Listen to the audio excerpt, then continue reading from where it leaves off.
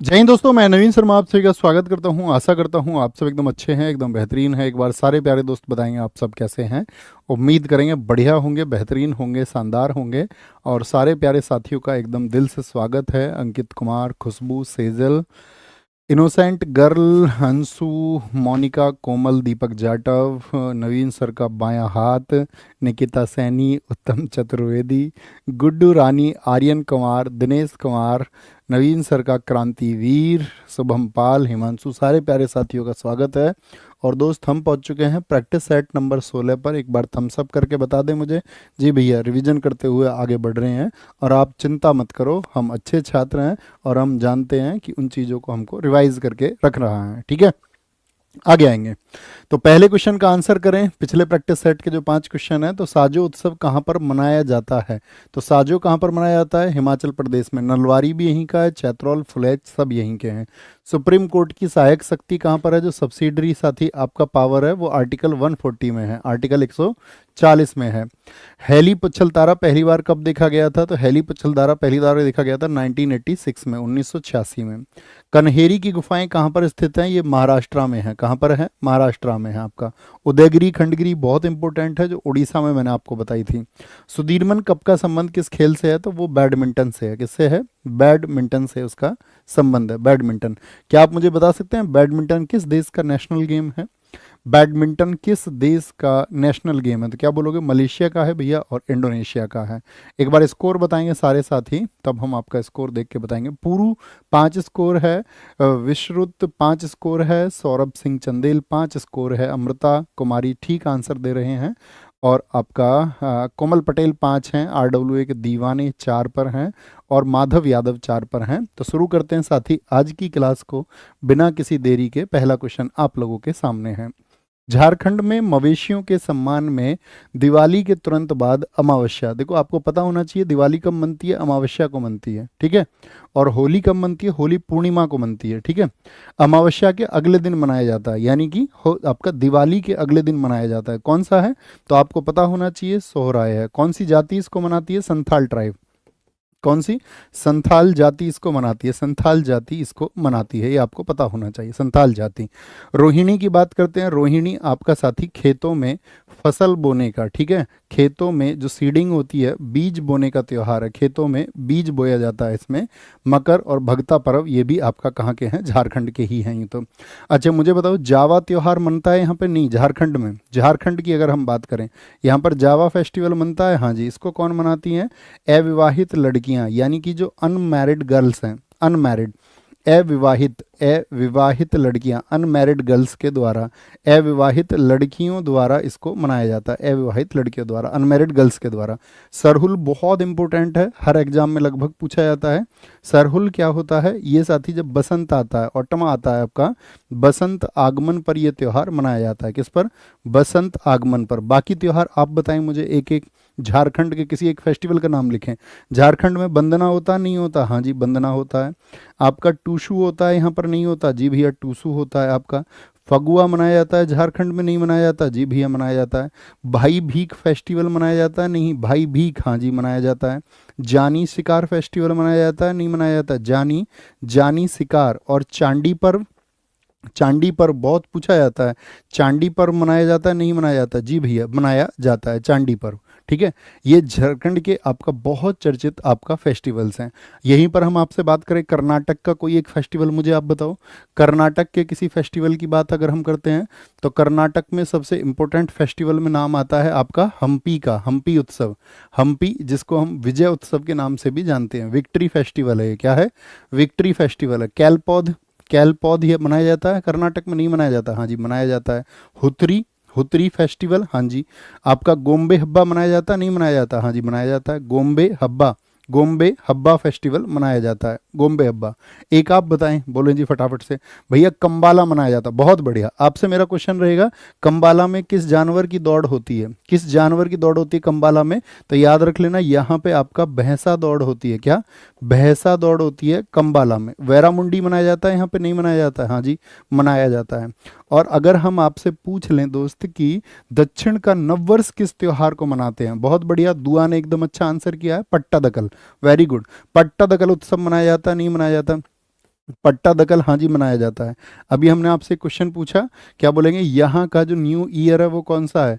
कर्नाटक का new year, जिसको हम साउथ न्यू ईयर भी बोलते हैं, दक्षिण भारत का नववर्ष भी जिसको कहा जाता है। तो दक्षिण भारत का नववर्ष कौन सा है? तो वो है आपका उगादी। क्या बोलोगे? उगादी फेस्टिवल है भैया, बहुत इंपॉर्टेंट है। मैसूर दशहरा मनता है, यहाँ पे नहीं मनता कर्नाटक में, हाँ जी। कितने दिन मनता है मैसूर दशहरा? मैसूर तो वैसे भी कर्नाटक में ही है, तो मैसूर दशहरा, मैसूर दशहरा आप कहोगे भैया 10 डेज ये मनाया जाता है, 10 डेज। अच्छा, महामस्तक अभिषेक यहाँ पर मनता है, नहीं मनता? हाँ जी, मनता है। महामस्तकाभिषेक, महामस्तकाभिषेक यहाँ पर मनता है, हाँ जी मनता है। अब मेरा क्वेश्चन रहेगा, महामस्तक अभिषेक किस धर्म से जुड़ा हुआ है? किस धर्म से इसका संबंध है? एक बार मेमोराइज करिए और परफेक्ट सा आंसर दीजिए कि भैया ये जैन धर्म से जुड़ा हुआ है। जैन धर्म का एक और त्योहार हमने आपको बता रखा था, पर्युषण। क्या बोलोगे? पर्युषण। पारस सैनी कह रहे हैं भैया आंध्र प्रदेश में भी उगादी, हाँ जी, वो दक्षिण भारत में मनाया जाता है बच्चों, पूरे साउथ इंडिया में उसको मनाया जाता है। राष्ट्रीय कथक नृत्य संस्थान की स्थापना किस वर्ष में हुई थी? कथक कहाँ का डांस है बताओ, कहाँ का क्लासिकल डांस है? तो आप कहेंगे उत्तर प्रदेश या नॉर्थ इंडिया का है। जो राष्ट्रीय कथक नृत्य संस्थान है, इसका हेडक्वार्टर जो है आपका वो नई दिल्ली में है, नई दिल्ली में। और किस मंत्रालय के अधीन ये आता है? संस्कृति मंत्रालय के, कल्चर मिनिस्ट्री के। किस मंत्रालय के अधीन है? संस्कृति मंत्रालय के अधीन है, संस्कृति मंत्रालय के। अच्छा, कब इसकी स्थापना की गई थी? कब? क्या बोलेंगे कब? तो 1964 में, 1964 में इसकी स्थापना की गई थी। अब आप मुझे बताएं एक बार, कला क्षेत्र फाउंडेशन की स्थापना कब हुई थी? कला क्षेत्र फाउंडेशन, बोलो जी। कला क्षेत्र फाउंडेशन की अगर हम बात करते हैं तो ये कब स्थापित किया गया था? तो कला क्षेत्र फाउंडेशन स्थापित किया गया था 1936 में। कहाँ पर? चेन्नई में। और किसने स्थापित किया था? रुक्मणी देवी अरुंडेल ने। किसने? रुक्मणी देवी अरुंडेल ने इसको स्थापित किया था, रुक्मणी देवी ने। ओके, अब मैं आपसे अगर क्वेश्चन पूछ लूं कि भैया जो रुक्मणी देवी हैं, इनका संबंध किस क्लासिकल डांस से है? बताएं जरा। रुकती नहीं है मनी, कहाँ पर? भारत में आपका। क्या बोलेंगे? रुकती मन नहीं है मनी। और यामिनी, यामिनी कृष्णमूर्ति भी कुचिपुड़ी से और भरतनाट्यम दोनों से संबंधित हैं। क्या बोलेंगे? दोनों से संबंधित हैं। ओके, अगर हम आपसे पूछें दोस्त दूसरा, नृत्य भारती कथक अकादमी, नृत्य भारती कथक अकादमी कहाँ का है?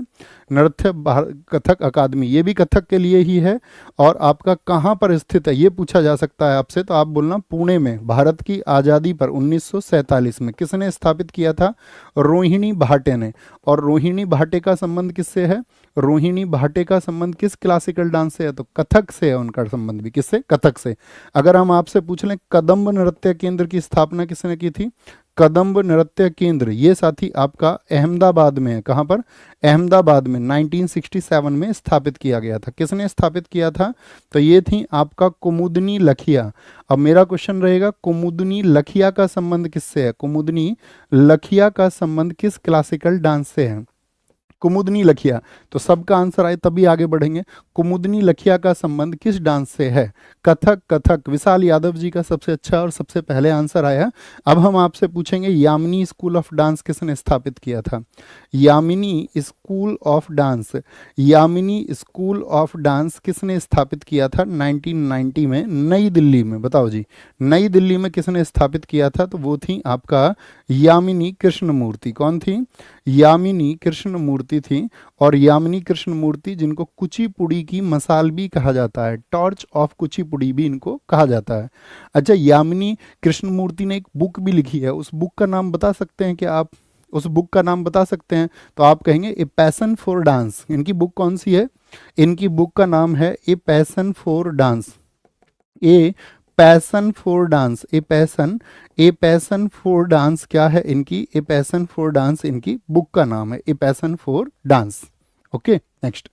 महाराष्ट्र के किस भारतीय संगीतज्ञ को पद्म विभूषण 2023 प्राप्त हुआ? महाराष्ट्र के कौन से आपका संत हैं? बताएं जी, महाराष्ट्र के कौन से संगीतज्ञ? रामदास पलुसले हैं। रामदास पलुसले साथी तबला के लिए जाने जाते हैं। किसके लिए? तबला के लिए इनको जाना जाता है। ठीक है। भारत कामत कौन से वाद्य यंत्र को बजाते हैं? तबला के लिए इनको जाना जाता है, तबला के लिए। जाकिर हुसैन तबला के लिए जाने जाते हैं। किसके लिए? तबला के लिए। और मिलिंद दांते को जाना जाता है बांसुरी के लिए। तो बताएं 2023 में कौन चर्चित रहे थे? तो हम सब जानते हैं जाकिर हुसैन रहे थे, जाकिर हुसैन। इनसे क्वेश्चन पूछा जाएगा, इनको पद्म भूषण कब मिला था? BV फॉर भूषण, ये मिला था इनको 2002 में। कब मिला था? ये इनको 2002 में मिला था। पद्मश्री इनको कब मिला था? पद्मश्री इनको मिला था 1988 में, 1988 में। और सबसे कम उम्र में मिला था, सबसे कम उम्र में पद्मश्री पाने वाले, सबसे कम उम्र में पद्मश्री पाने वाले तबला वादक कौन है? तबला वादक, ठीक है। अच्छा, मेरा आपसे अगर क्वेश्चन रहे जाकिर हुसैन को ग्रैमी अवार्ड कितनी बार मिला है, तो क्या बता पाएंगे? ग्रैमी अवार्ड कितनी बार मिला है? तो आंसर आना चाहिए। देखते हैं, सबसे पहले जो 4 लिखे उसका सही आंसर होगा। भैया जाकिर हुसैन का संबंध पंजाब घराने से है। विपिन कुमार जी, आपने हमारी कक्षा में 4 चांद लगा दिए हैं दोस्त। और ऐसे छात्र बहुत कम होते हैं जो अतिरिक्त जानकारी को उस समय अपने दिमाग में अपडेट कर पाते हैं। ये अच्छे छात्रों की पहचान होती है। एस स्टार एकदम से ठीक आपने बताया, ठीक है। अच्छा, जैसे यहाँ पर तबला वादक आए, तो तबला वादकों की पहचान बताइए, किसी एक तबला वादक का नाम लिखिए। तो तबला वादक आप कहोगे जितने भी महाराज जी हैं, यानी कि जैसे समता प्रसाद हैं, समता प्रसाद, ठीक है, समता प्रसाद महाराज हैं, जिनको हम गुदई महाराज के नाम से जानते हैं। किस नाम से? गुदई महाराज के नाम से जानते हैं। तो जितने भी महाराज जी हैं, जितने भी, चाहे आप जिन भी महाराज जी का नाम जानते हो, जैसे किशन महाराज हो गए, किशन महाराज हो गए, तो किससे संबंध हो जाएंगे आपका? मैक्सिमम आपका तबला वादक से संबंधित हैं। घोष और बोस जितने भी हैं, जैसे नैन घोष और शंकर घोष है, नैन घोष और आपका शंकर घोष है। तो जिस नाम में शंकर या घोष आ जाए या बोस आ जाए, घोष आए या बोस आए, तो एक ही बात होगी। क्या बोलेंगे? जी भैया, कभी भी हम उस बात को भूलेंगे नहीं। अगर आपसे पूछे तलविंद सिंह का संबंध किससे है, तो तबला से है। तलविंद सिंह, तो तैल है, तलवा, क्या बोलोगे? तबला से याद रखना, तैल है। संदीप दास का संबंध किससे है? तो उनका संबंध भी तबला से है। रविंद्र यावागल का संबंध किससे है? रविंद्र यावागल का संबंध किससे है? रविंद्र यावागल का संबंध, तो आप कहेंगे भैया रविंद्र यावागल का संबंध भी तबला से है। अब हम आपसे पूछेंगे, कठिन सा क्वेश्चन आपसे पूछ लें। कठिन क्वेश्चन ये है कि जैसे जाकिर हुसैन को सबसे कम उम्र में पद्मश्री मिला, तो क्या आप मुझे बता सकते हैं उनकी उम्र कितनी थी जब उनको पद्मश्री मिला था? भैया सुखविंदर महाराज भी तबला से संबंधित हैं, तन्मय बोस भी हैं, गायरो माहिर एकदम ठीक लिखा है, वेरी गुड, ये हुई ना बात। निखिल ज्योति बोस, हाँ, बोस और घोष हमने सारे बता दिए आपको, बहुत बढ़िया। हिमांशु एम दशरथ महाराज, वेरी गुड। आगे बताएं, निम्न में से कौन सा भारत का जुड़वा शहर नहीं है? क्या गुजरात के अहमदाबाद और गांधीनगर को जुड़वा शहर कहते हैं? हाँ जी। कर्नाटक के हुबली और धारवाड़ को जुड़वा शहर कहा जाता है। त्रिशूर और तिरुवला नहीं है। उड़ीसा के कटक और भुवनेश्वर ये भी जुड़वा शहर है, यानी कि ऑप्शन सी सही हो जाएगा। अन्य जुड़वा शहरों में आपने किसका नाम सुना होगा? जैसे हैदराबाद है, हैदराबाद का जुड़वा शहर कौन सा है? तो वो है सिकंदराबाद। जैसे नोएडा का जुड़वा शहर किसको कहा जाता है? तो नोएडा का कहते हैं दिल्ली को। किसको कहते हैं? नोएडा का दिल्ली को। आंध्र प्रदेश के विजयवाड़ा का जो साथी आपका जुड़वा शहर है ट्विन सिटी, तो विजयवाड़ा का ट्विन सिटी है आपका अमरावती। क्या बोलोगे? अमरावती है, अमरावती। केरल के कोच्चि का ट्विन सिटी बताओ कौन सा है? कोच्चि का, तो कोच्चि का है आपका एर्नाकुलम। क्या है? कोच्चि का है आपका एर्नाकुलम। और आपका क्या बोलेंगे? जलपाईगुड़ी। अब मेरा क्वेश्चन आपसे ये रहेगा, जलपाईगुड़ी किस शहर में स्थित है? जलपाईगुड़ी का जो जुड़वा शहर है वो है सिलीगुड़ी। तो आप मुझे बताएं फटाफट से, भारत के किस राज्य का शहर है जलपाईगुड़ी? जलपाईगुड़ी एक प्रसिद्ध स्थल है, साथ ही एक पर्यटन स्थल भी है। वह किस राज्य में स्थित है? वेस्ट बंगाल में है। और विकास कुमार जी ने इसका आंसर सबसे पहले दिया है, विकास कुमार जी ने, वेरी गुड। निम्नलिखित में से कौन सी बास्केटबॉल खेल में एक स्थिति नहीं है? देखो, बास्केटबॉल में खिलाड़ी कितने होते हैं? बास्केटबॉल में खिलाड़ी कितने होते हैं? जितने बास्केटबॉल में खिलाड़ी होते हैं उतनी ही बास्केटबॉल में पोजीशन होती हैं।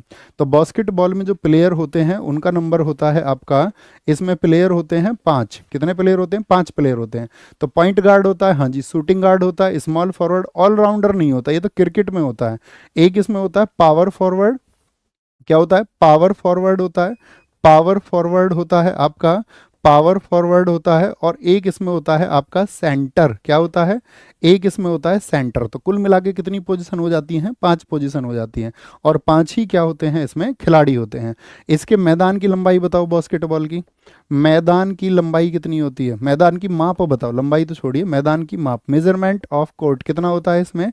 तो 28 गुणा 15 मीटर होता है। तो इसका मतलब क्या हो गया? 28 लेंथ हो गई और 15 मीटर क्या हो गई? इसकी ब्रेथ हो गई। जो बास्केट लगी होती है कितनी ऊंचाई पर लगी होती है? बास्केट की जो ऊंचाई होती है वो कितनी होती है? बास्केट की ऊंचाई, तो आप कहेंगे बास्केट की ऊंचाई होती है 3.05 मीटर, यानी कि लगभग अगर हम कहें 10 फीट से ज़्यादा होती है, 10 फीट से। जो वो टोकरी लगी होती है ऐसी, उसमें रिम जो बोलते हैं, इसको बोलते हैं रिम। इस रिम का व्यास कितना होता है? Diameter of rim. और अगर रेडियस पूछ लेगा तो आधी कर दोगे, 46 सेंटीमीटर होता है, 46 सेंटीमीटर। तो रेडियस कितनी हो जाएगी? अगर पूछ ले जो रिम लगी होती है, जो बास्केट लगी होती है, उसकी त्रिज्या कितनी होती है, तो हम कहेंगे भैया जी 23 सेंटीमीटर होती है, 23 सेंटीमीटर। अच्छा, बास्केटबॉल में किसी एक चीज के लिए मैक्सिमम अंक कितने हो सकते हैं?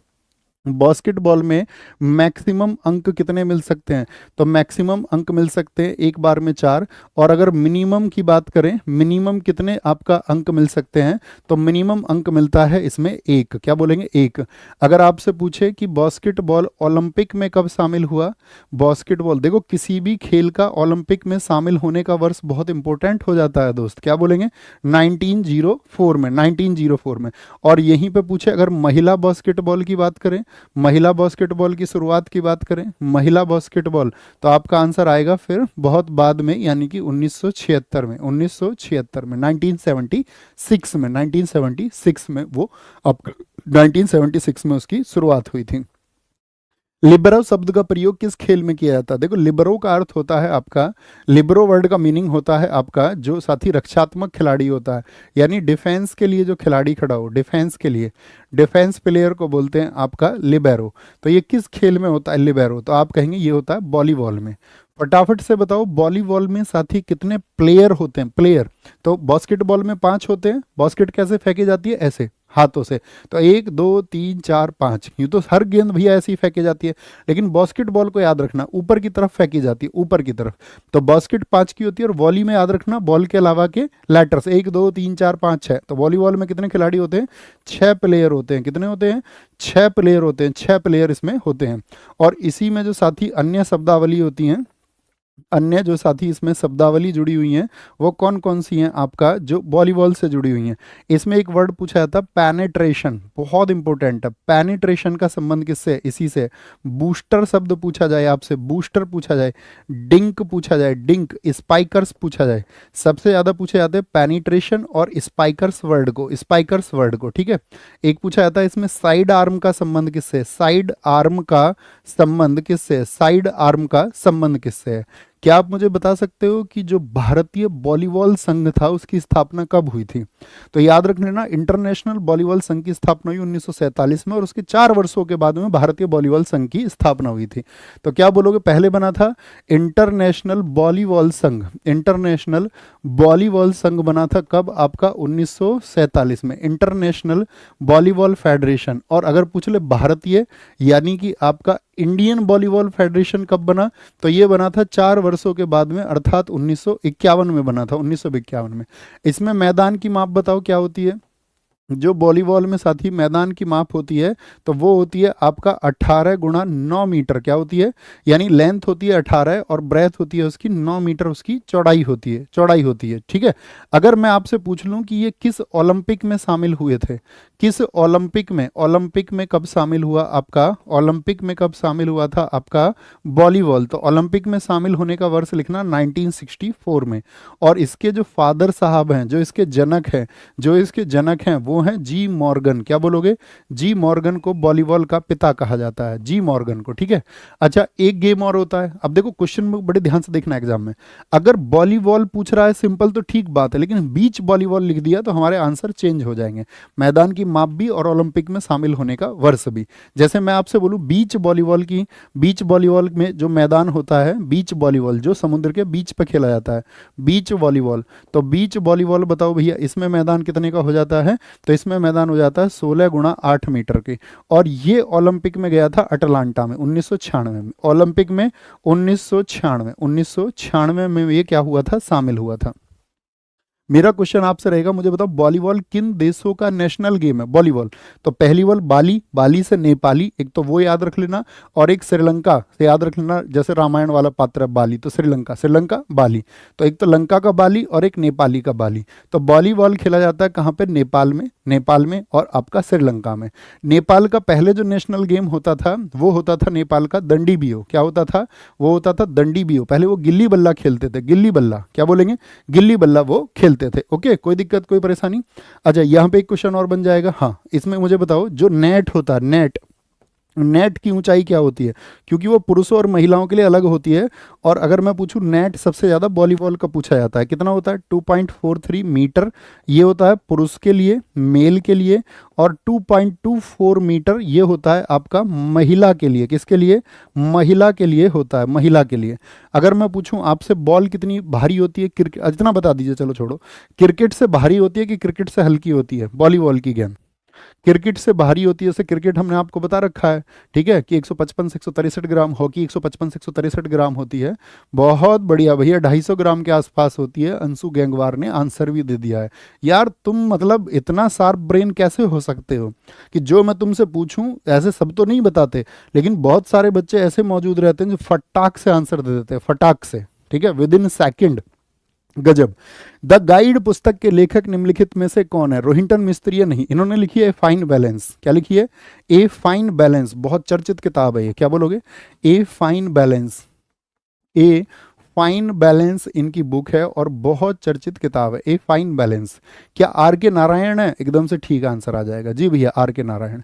अच्छा, आर के नारायण जी की और कौन कौन सी पुस्तक है आपकी? द गाइड, इस पर देवानंद की मूवी है एक, यूट्यूब पे है, जब फ्री रहो तो देखना। जीवन जीने के लिए तुमको मतलब सिखाएगी। गाइड मूवी को देखना, देवानंद, इसी उपन्यास पर बनी है वो, ठीक है। अगर एक और पूछे आपसे, वेटिंग फॉर ए महात्मा किसकी है?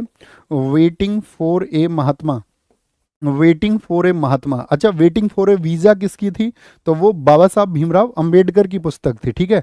स्वामी एंड फ्रेंड्स किसकी है? स्वामी एंड फ्रेंड्स, ये किसकी बुक है? स्वामी एंड फ्रेंड्स, ये आपका आर के नारायण की बुक है। द इंग्लिश टीचर, आप भी बताओ एक आध बुक। द इंग्लिश टीचर किसकी बुक है? वो इन्हीं की बुक है, इंग्लिश टीचर। मालगुडी डेज इन्हीं की बुक है, मालगुडी डेज बहुत पूछी जाती है। मालगुडी डेज किसकी पुस्तक है? इन्हीं की पुस्तक है। टॉकेटिव मैन किसकी पुस्तक है? टॉकेटिव, क्या बोलोगे? टॉकेटिव मैन इन्हीं की पुस्तक है, ठीक है। द डार्क रूम किसकी पुस्तक है? द डार्क रूम इन्हीं की बुक है। द डार्क रूम, ठीक है, वो किसकी बुक है? इन्हीं की बुक है। और the world of Nagraj, the world of Nagraj. अच्छा, नागराज किसी ने कॉमिक्स पढ़ी है?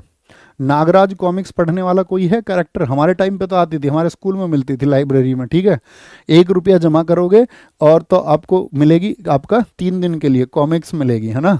हालांकि सरकारी स्कूल था हमारा, लेकिन उसके जो लाइब्रेरियन साहब थे, हमारे पड़ोस के गांव के थे, और वो जानते थे बच्चों को कॉमिक्स पढ़ने में अच्छा लगता है, तो फिर वो बंद हो गई थी। एक ही साल चली थी हमारी, जब हम 6ठी क्लास में थे, 6th में थे।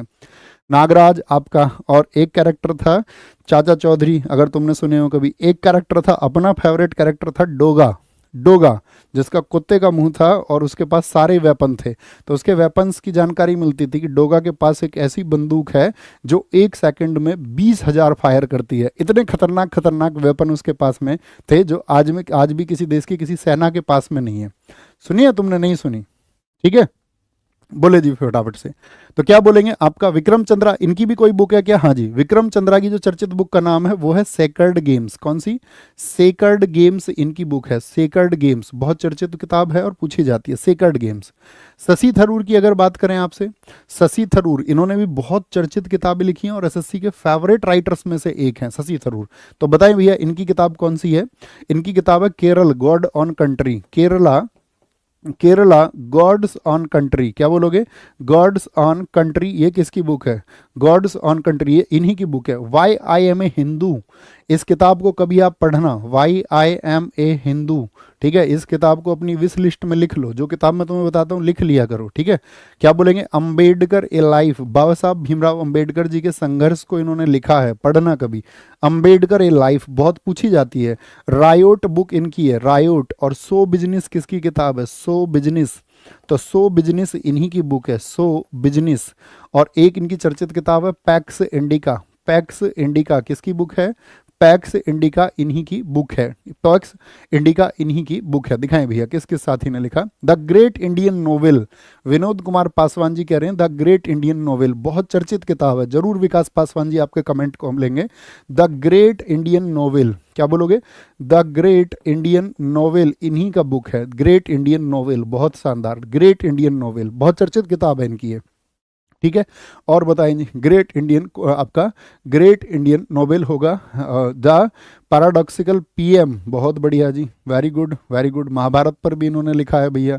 विक्ट्री सिटी इनका नहीं है बच्चों, ऐसे कुछ भी नहीं लिख देना है, विक्ट्री सिटी इनका नहीं है। मिस्टर अक्की ठाकुर ने जो लिखा है बुकलेस इन बगदाद, ये इनकी बुक है, बुकलेस इन बगदाद, इस कमेंट को जरूर लेंगे हम। बुकलेस इन बगदाद, क्या बोलोगे? बुकलेस, बुकलेस इन बगदाद, बुकलेस इन बगदाद, ये इन्हीं की बुक है, वेरी गुड, बहुत शानदार।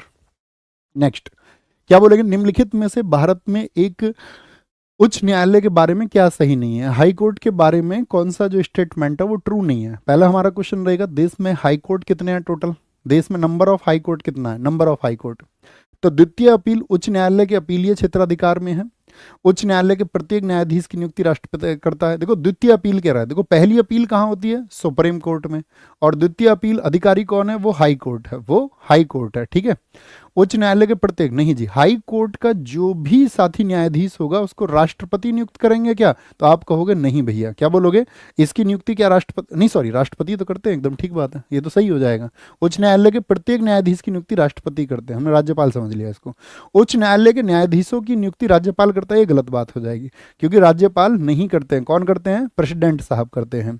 उच्च न्यायालय लोकहितवाद में जो PIL पब्लिक इंटरेस्ट लिटिगेशन, उससे संबंधित आवेदन को स्वीकार कर सकता है क्या? PIL हम हाई कोर्ट के नाम लिख सकते हैं, हाँ जी। PIL के फादर कौन है? Who is the father of PIL? PIL जिसको जनहित याचिका कहते हैं, जनहित याचिका के जनक किसको कहा जाता है? किसको कहा जाता है? कौन थे वो न्यायमूर्ति? तो क्या बोलेंगे? PN भगवती थे, PN भगवती। नेहा चौधरी जी ने सही आंसर दिया है, सही आंसर दिया है, ठीक है। देखो हाई कोर्ट के जितने भी जज होते हैं वो कितनी एज पर रिटायर होते हैं बताओ? हाई कोर्ट के जज की रिटायर होने की एज कितनी है? 62 ईयर है, 62 ईयर है, ठीक है। और याद रख लेना हमेशा नियुक्ति कौन करेंगे? राष्ट्रपति करते हैं, ये आर्टिकल 217 कहता है, आर्टिकल 217 कहता है। हर राज्य के लिए एक हाई कोर्ट होगा, ये किस आर्टिकल में कहा गया है? तो आर्टिकल 214 कहता है प्रत्येक राज्य के लिए क्या होगा? एक हाई कोर्ट होगा, एक हाई कोर्ट की बात की गई है, किसके लिए? For every state, for every state, अर्थात प्रत्येक राज्य के लिए, किसके लिए? प्रत्येक राज्य के लिए एक हाई कोर्ट होगा, ये आर्टिकल 214 में कहा गया है, ठीक है। ये बात आपको पता होनी चाहिए।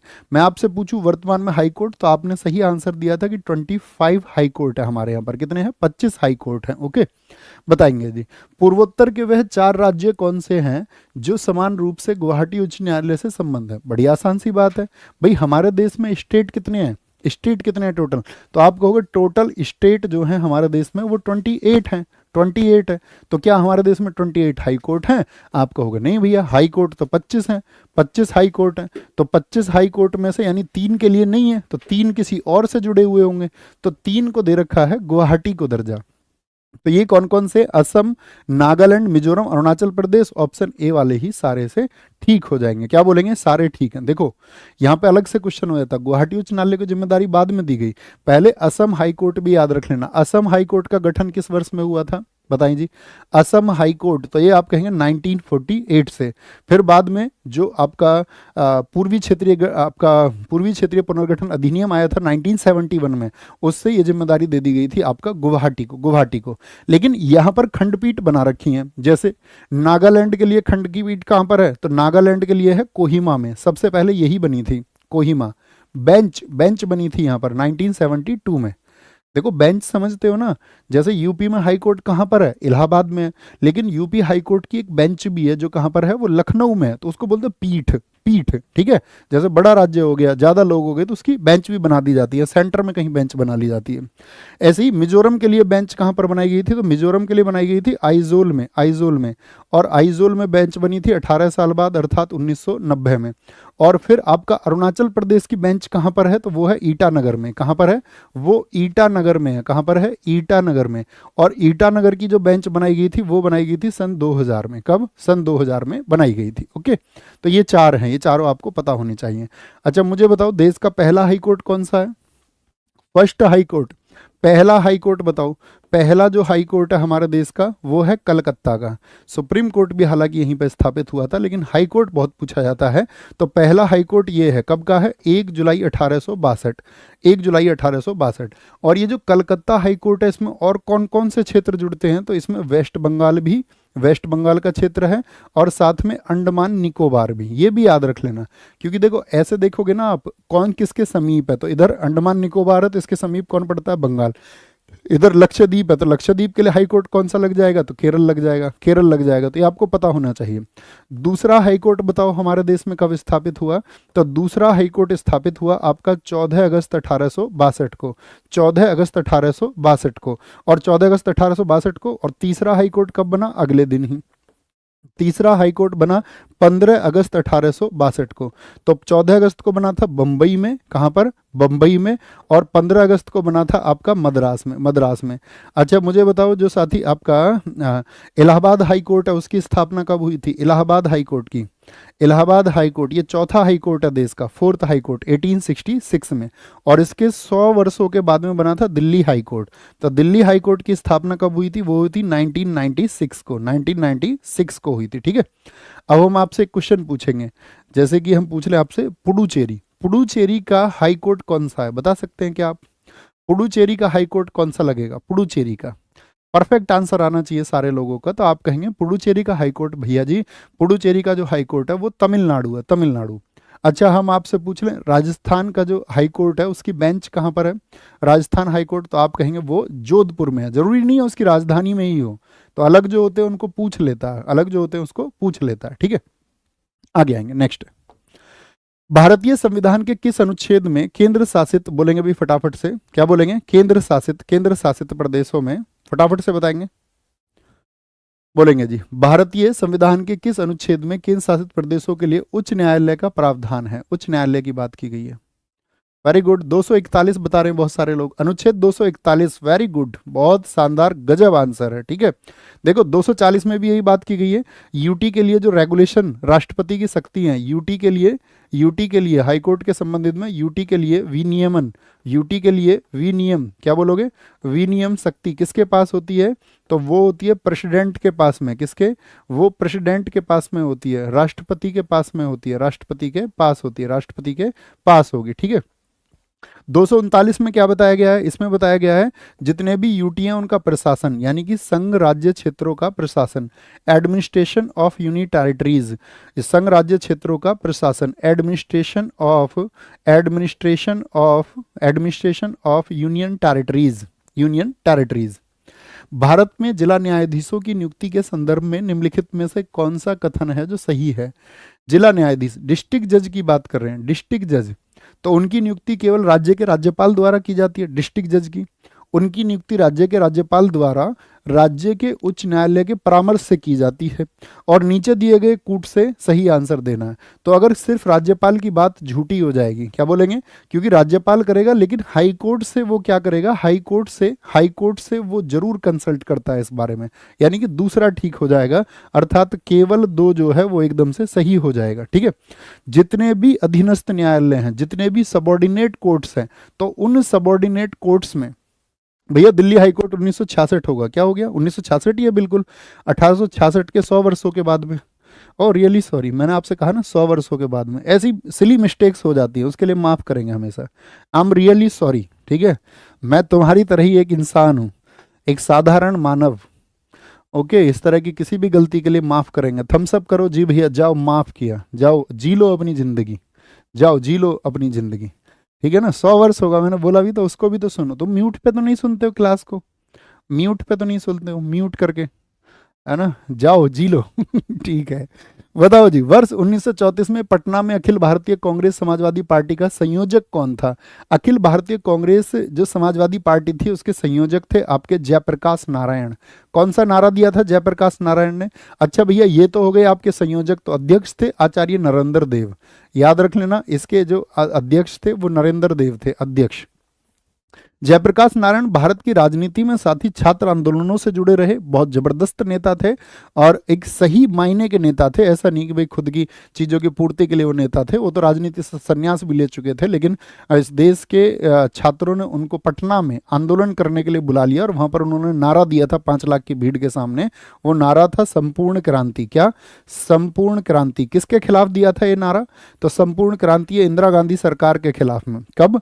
इंदिरा गांधी। और 1977 में पहली बार ऐसा हुआ था, पहली बार गैर कांग्रेसी सरकार बनी थी इन्हीं की वजह से, क्योंकि जनता बहुत विद्रोह में थी इंदिरा गांधी जी के खिलाफ में, क्योंकि उन्होंने क्या थोप दिया था देश पे बताना? तो आप कहोगे जो भैया तीसरी नेशनल इमरजेंसी लगी थी, वो लगी थी 25 जून 1975 को, और वो 21 माह तक चलती रही थी, 21 मंथ तक लागू रही थी, और 21 मंथ बाद 1977 में, और जैसे ही फिर चुनाव हुए और इधर आह्वान किया किसने? जेपी के आह्वान पर पूरा देश लामबंद हो गया, पूरा देश लामबंद हो गया। ठीक है, ये बात याद रख लेना। और इसमें और कुछ बात नहीं है। इनका वो पूछा जाता है आपका रमन मैग्सेसे अवार्ड कब मिला था इनको? जयप्रकाश नारायण को रमन मैग्सेसे अवार्ड। तो रमन मैग्सेसे अवार्ड मिला था इनको 1965 में। ऐसा कोई है जो जयप्रकाश नारायण जी को भारत रत्न कब मिला ये बता सके? उनको भारत रत्न भैया विपक्ष की पार्टी आई फिर बीजेपी नहीं, बीजेपी तो उस टाइम पे थी भी नहीं। बीजेपी तो फिर जब इनकी डेथ हो गई ना जब आपका जयप्रकाश नारायण की, तो इनकी पार्टी का नाम था बच्चू जनता पार्टी। जनता पार्टी के बाद में फिर आपका जब इनकी डेथ हो गई तो फिर उसमें से बहुत सारे संघ बने, और उसमें से अटल बिहारी वाजपेयी जो थे उन्होंने 1980 में बनाई थी बीजेपी। तो ठीक है, बीजेपी का गठन कब हुआ है? 1980 में। इस समय तक तो बीजेपी नहीं थी। ओके, ये बात याद रख लेना। ठीक है, आगे आएंगे। नेक्स्ट है जी, अगले क्वेश्चन पर आए। व्यक्तिगत सत्याग्रह में विनोबा भावे को प्रथम सत्याग्रही चुना गया। दूसरा कौन था? देखो, जो आपका व्यक्तिगत सत्याग्रह चला किस वर्ष में चला था? इसके पहले हमको बैकग्राउंड जानना पड़ेगा कि भैया इसके पहले सत्याग्रही कौन थे। पहले तो विनोबा भावे, दूसरे थे इसके जवाहरलाल नेहरू, और इसके तीसरे सत्याग्रही कौन थे? तीसरे थे ब्रह्मदत्त। याद रख लेना, बीपीएससी में पूछा गया क्वेश्चन था, बहुत अच्छा। तीसरे ब्रह्मदत्त थे। देखो 8 अगस्त 1940 को देश में क्या आया था? इस दिन आया था अगस्त प्रस्ताव। और अगस्त जो रिजोल्यूशन था, अगस्त रिजोल्यूशन को किसने प्रेजेंट किया था? तो अगस्त रिजोल्यूशन को प्रेजेंट किया था उस समय का जो वायसराय था लिनलिथगो। मैंने आपको बताया था लिनलिथगो का कार्यकाल बताओ जरा। अब लिनलिथगो भारतीयों को बहकाना चाह रहा था, क्योंकि इस टाइम पे चल रहा था सेकेंड वर्ल्ड वॉर। और सेकेंड वर्ल्ड वॉर में ये क्या करना चाहता था कि भारतीयों को मनाना चाह रहा था 1939 से 45 कि भाई हमारा सहयोग करो।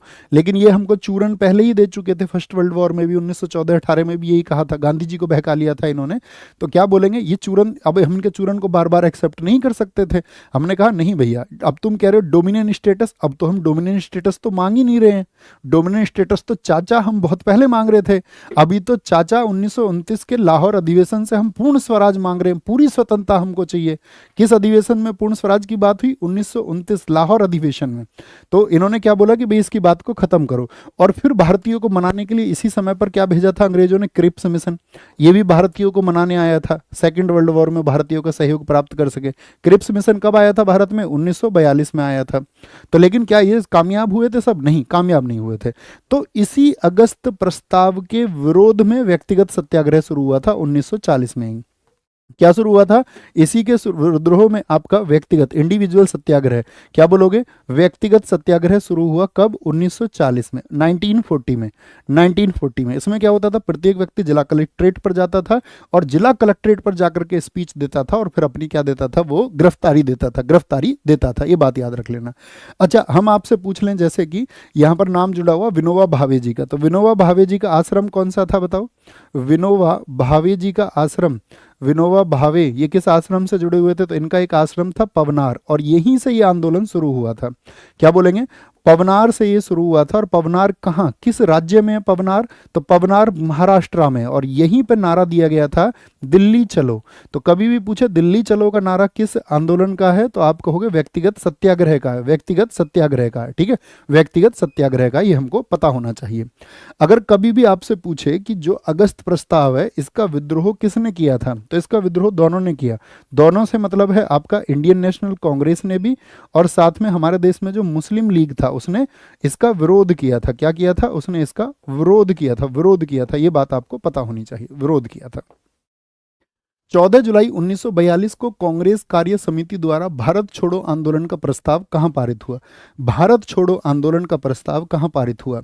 तो बंबई में पारित हुआ था, वर्धा में पारित हुआ था, या लखनऊ में? तो पहले बोलेंगे शुरुआत में, इनिशियल स्टेज में महाराष्ट्र के वर्धा में, और पुनः बंबई में। क्या बोलोगे? पुनः ये बंबई में, फिर से पुनः बंबई में। क्या डेट थी बताना जरा। तो क्या बोलेंगे? भारत छोड़ो आंदोलन, क्विट इंडिया मूवमेंट। क्या बोलोगे? क्विट इंडिया मूवमेंट, QIM इसको बोलते हैं। इसकी डेट थी भैया 8 अगस्त 1942। सेकेंड वर्ल्ड वॉर चल ही रहा था और ये सही मौका था। तो ये कहाँ से शुरू हुआ था? ये शुरू हुआ था ग्वालियर टैंक मैदान से। कहाँ से? ग्वालियर टैंक मैदान कहाँ पर स्थित है भैया? ग्वालियर टैंक मैदान आपका मुंबई में स्थित है। कहाँ पर है? मुंबई में स्थित है, मुंबई में स्थित है ग्वालियर टैंक मैदान। ओके, तो ये जो ग्वालियर टैंक मैदान है, यहाँ से शुरू होकर के अंग्रेज सरकार को पता चल गया कि भारतीय लामबंद हो रहे हैं, तो उसने क्या चला दिया? ऑपरेशन जीरो, और सभी लोगों को गिरफ्तार करना शुरू किया। ऑपरेशन जीरो द्वारा गिरफ्तार। ऑपरेशन जीरो में मैंने कल बताया एक ऑपरेशन था रूबिकॉन, जो सूचना देता गांधी जी के बारे में, गांधी जी के बारे में। यहां पर मोहनदास करमचंद गांधी का क्या नारा था? डू और डाई। क्या बोलोगे? डू और डाई। और यही सिचुएशन तुम्हारी होनी चाहिए, तुम्हारी सिचुएशन होनी चाहिए। भारत छोड़ो आंदोलन, अगर आपको साथी अपने जीवन से उस दरिद्रता को मिटाना है, उस गरीबी को आपको अपने जीवन से मिटाना है, यानी कि तुमको अगर अपने जीवन में खुद के ऊपर चलाना ना, नहीं गरीबी छोड़ो आंदोलन, तो तुमको दो चीजें याद रख लेनी है, डू और डाई। और एक नेहरू जी का नारा इसी समय का था, आराम हराम है। क्या दिया था उन्होंने? नेहरू जी ने आराम हराम। क्या दिया था? आराम हराम है। अगर ये दो चीजें तुमने अपने जीवन में अपना ली, तो फिर तुमको सफलता तक पहुंचने से कोई नहीं रोक सकता। दो चीजें अपनानी है हमेशा। थम्स अप करो जी भैया, अपनाएंगे भैया। 9 अगस्त इसकी डेट कहीं कहीं लिखी रहती है। 9 अगस्त बच्चों इसलिए कहते हैं क्योंकि गांधी जी का ये मानना था कि हमारे देश में जो आपका वो आपका काकोरी एक्शन हुआ था, तो काकोरी एक्शन हुआ था 9 अगस्त 1925 को। इसलिए माना जाता है, गांधी जी का मानना यह था कि इसको हम काकोरी एक्शन की एनिवर्सरी पर शुरू करेंगे 17 वर्षों के बाद में, यानी कि 9 अगस्त 1942 को शुरू करना था, लेकिन 8 अगस्त की रात ये शुरू हो गया था, और एसएससी इसको 8 अगस्त ही मानती है। ठीक है, 8 अगस्त ही मानती है क्योंकि रात में शुरू हो गया था। तो ये दोनों चीजें याद रखेंगे। हाँ जी। अच्छा, यहाँ पर क्या इंपॉर्टेंट और चीज है आपका, यहाँ पर मुझे बताओ, जो भूमिगत रेडियो चलाया था वो किसने चलाया था?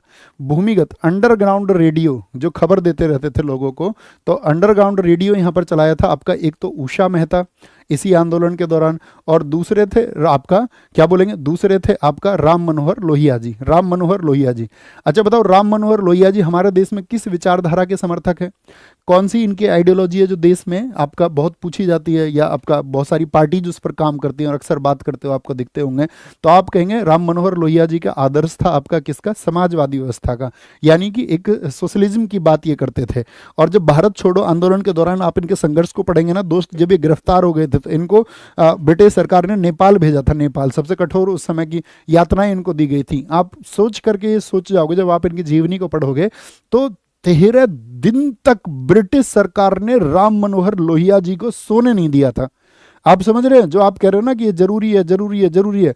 क्रांति दोस्त जब होगी जब आप मूल नियमों की अवहेलना करके जबरदस्त अपने लक्ष्य की प्राप्ति के लिए अपना जोर लगाओगे, तब आपको वो चीजें प्राप्त होंगी। कितने दिन? 13 डेज जगाए रखा था इनको, इनके साथ मारपीट करते थे, अत्याचार करते थे सारे, ठीक है, सोने नहीं देते थे। तो राम मनोहर लोहिया। दूसरा क्वेश्चन क्या है यहां पर साथी आपका, यहां पर इस आंदोलन के दौरान जेल से कौन कौन भागे थे? जेल से कौन कौन भागे थे? जेपी इसी आंदोलन के दौरान जेल से भागे थे, जेपी भागे थे, जेपी, ठीक है, याद रख लेना। और फिर इन्होंने क्या बोला था? जेपी ने भाग करके आजाद दस्ते का गठन किया था। तो बहुत पूछा जाता है हमारे देश में 1942 के भारत छोड़ो आंदोलन के दौरान आजाद दस्ते को किसने फॉर्म किया था? फॉर्मेशन ऑफ आजाद दस्ता, फॉर्मेशन ऑफ आजाद दस्ता। मुझे बताओ, भारत छोड़ो आंदोलन को अद्वितीय आंदोलन, यूनिक मूवमेंट किसने कहा? इसको भारत छोड़ो आंदोलन को, क्विट इंडिया मूवमेंट को अद्वितीय आंदोलन किसने कहा था? अद्वितीय आंदोलन। तो इसको अद्वितीय आंदोलन कहा था साथी आपका, अद्वितीय आंदोलन कहा था वल्लभ भाई पटेल जी ने। किसने? वल्लभ भाई पटेल जी ने इसको कहा था। वल्लभ भाई पटेल जी ने इसको अद्वितीय, यूनिक मूवमेंट का दर्जा दिया था। वल्लभ भाई पटेल जी ने दिया था, वल्लभ भाई पटेल जी ने। अगर मैं आपसे पूछूं अवज्ञा, इसमें जो साथी एक सेल बनी हुई थी, अवज्ञा और प्रतिरोध महिला, अवज्ञा और प्रतिरोध। महिला नेत्री इसमें कौन थी, कौन सी महिला नेता थी जो इसमें जुड़ी हुई थी, महिला नेत्री, तो वो थी आपका कौन, अरुणा आसफ अली। क्यों जानते हैं इनको, अरुणा आसफ अली को, अरुणा आसफ अली को क्यों जानते हैं, क्योंकि ग्वालियर टैंक मैदान में इन्होंने कांग्रेस का जो ध्वज था वो फहरा दिया था। ठीक है, यहां पर इन्होंने ध्वज फहराया था इसी मैदान में, इसी मैदान में, अरुणा आसफ अली, अरुणा आसफ अली। नेक्स्ट, नीचे कुछ स्थानों की सूची दी गई है, उसका नामोल्लेख कीजिए जहां भारत छोड़ो आंदोलन में समानांतर, भारत छोड़ो आंदोलन चला गया और सबने पैरेलल गवर्नमेंट अपनी खड़ी कर दी। तो पैरेलल गवर्नमेंट कहां कहां पर थी, बलिया में हुई थी, हाँ जी हुई थी, बलिया 1942, चित्तू पांडे, बागी बलिया, बोलो बागी बलिया, चित्तू पांडे, चित्तू पांडे ने यहाँ पे सरकार आपका गठित की थी। सतारा, हाँ जी भैया, सतारा में भी गठित हुई थी आपका नाना पाटिल, वाई चौहान, कौन थे यहाँ पर, नाना पाटिल थे और वाई चौहान, इन दोनों लोगों ने यहाँ पर आपका क्या है, समानांतर सरकार की स्थापना की थी। ओके, हजारीबाग में हुई थी क्या, नहीं भैया, मेरठ में पैरेलल गवर्नमेंट, नहीं भैया, आगरा में, नहीं भैया, तो एक और दो ठीक हो जाएंगे, एक और दो, क्योंकि एक बनी थी आपका मिदनापुर में, कहाँ पर, मिदनापुर में पैरेलल गवर्नमेंट बनी थी, मिदनापुर में, उसको तामलुक बोलते हैं, तामलुक की समानांतर सरकार, वो थी वेस्ट बंगाल में, वेस्ट बंगाल में। ठीक है, और ये 1942 से 44 तक एग्जिस्टेंस में भी रही थी, तामलुक वाली जो पैरेलल गवर्नमेंट है, पैरेलल गवर्नमेंट। भैया अरुणा आसफ अली को भारत रत्न 1997 में मिला, ये तो बच्चों आपने ठीक कहा।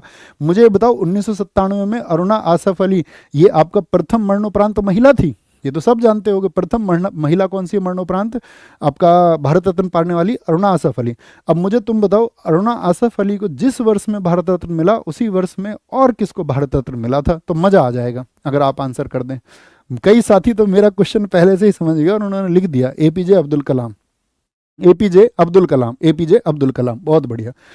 सूर्य ग्रहण कब होता है, सोलर एक्लिप्स कब होता है, चतुर्थांश चंद्रमा के दिन होता है, प्रतिपदा के दिन होता है, या किसी भी दिन हो जाता है, या पूर्णिमा को होता है। भैया आपका हमेशा कब होगा, प्रतिपदा को होगा, और प्रतिपदा अर्थात पहली तारीख आपका अमावस्या को, अमावस्या को होता है, हमेशा कब होता है, अमावस्या को ये होता है, अमावस्या को होता है, याद रख लेना। कैसे होता है जी सोलर एक्लिप्स, तो सोलर एक्लिप्स में आपको क्या करना पड़ेगा, सूर्य को ढकना पड़ेगा, तो सूर्य और पृथ्वी के बीच में कौन आ जाए, चंद्रमा आ जाए, कौन आ जाए, अर्थ एंड सन के बीच में आपका कौन आ जाए, मून आ जाए, एसएमई याद रखना, एसएमई। और जब चंद्र ग्रहण की बात होगी, चंद्र ग्रहण की बात होगी तो क्या होगा, चंद्र ग्रहण की स्थिति में क्या होगा, यहां सूर्य होगा और इधर चंद्रमा होगा और बीच में आ जाएगी पृथ्वी, क्या आ जाएगी, अर्थ बीच में आ जाती है, अर्थ बीच में आ जाती है। ओके, अर्थ बीच में आ जाती है। अब अगर हम पूछे यहीं पे चंद्र ग्रहण से संबंधित एक घटना है, ब्लू मून, ब्लू मून क्या होता है बताओ, ब्लू मून क्या होता है, एक माह में कितनी पूर्णिमा होती है, एक माह में 2 पूर्णिमा होती हैं, कितनी, एक माह में जब 2 पूर्णिमा आ जाए तो उसी घटना को हम बोलते हैं ब्लू मून। लेकिन दोनों को नहीं, जो दूसरी पूर्णिमा होती है, क्या बोलोगे, दूसरी पूर्णिमा होती है। मुझे बताओ दोनों पूर्णिमा के बीच में कितने दिन का डिफरेंस होता है, दोनों पूर्णिमा के बीच में कितने दिन का डिफरेंस होता है, तो आप बोलोगे दोनों के बीच में 29.5, 29.5 दिन का अंतर होता है। अब मैं आपसे पूछूंगा सूर्य का प्रकाश पृथ्वी पर कितनी देर में पहुंचता है, सूर्य का प्रकाश पृथ्वी पर कितनी देर में पहुंचता है, तो गजब सा उत्तर आए, गजब, ऐसा उत्तर जो हिंदुस्तान में ना आया हो तो आप कहेंगे 8 मिनट और भैया 16 सेकंड कहीं कहीं लिखा होता है, कहीं कहीं पर उसको 20 सेकंड भी हम कहते हैं, ज्यादा सटीक 20 है। 2 ग्रह जिनके कोई आपका सैटेलाइट ही नहीं है, उपग्रह नहीं है, तो अगर पूछे बुध के कोई है, बुध के, मरकरी के, तो मरकरी के कितने हैं, 0 है, मरकरी के कितने हैं, 0 है, शुक्र के कितने हैं, बुध दूसरे नंबर पे शुक्र आता है, शुक्र के कितने बताओ, शुक्र अर्थात वीनस के कितने सैटेलाइट है, वीनस के 0 है। इसके बाद में पृथ्वी, पृथ्वी का अकेला एक चंद्रमा है, एक चंद्रमा है।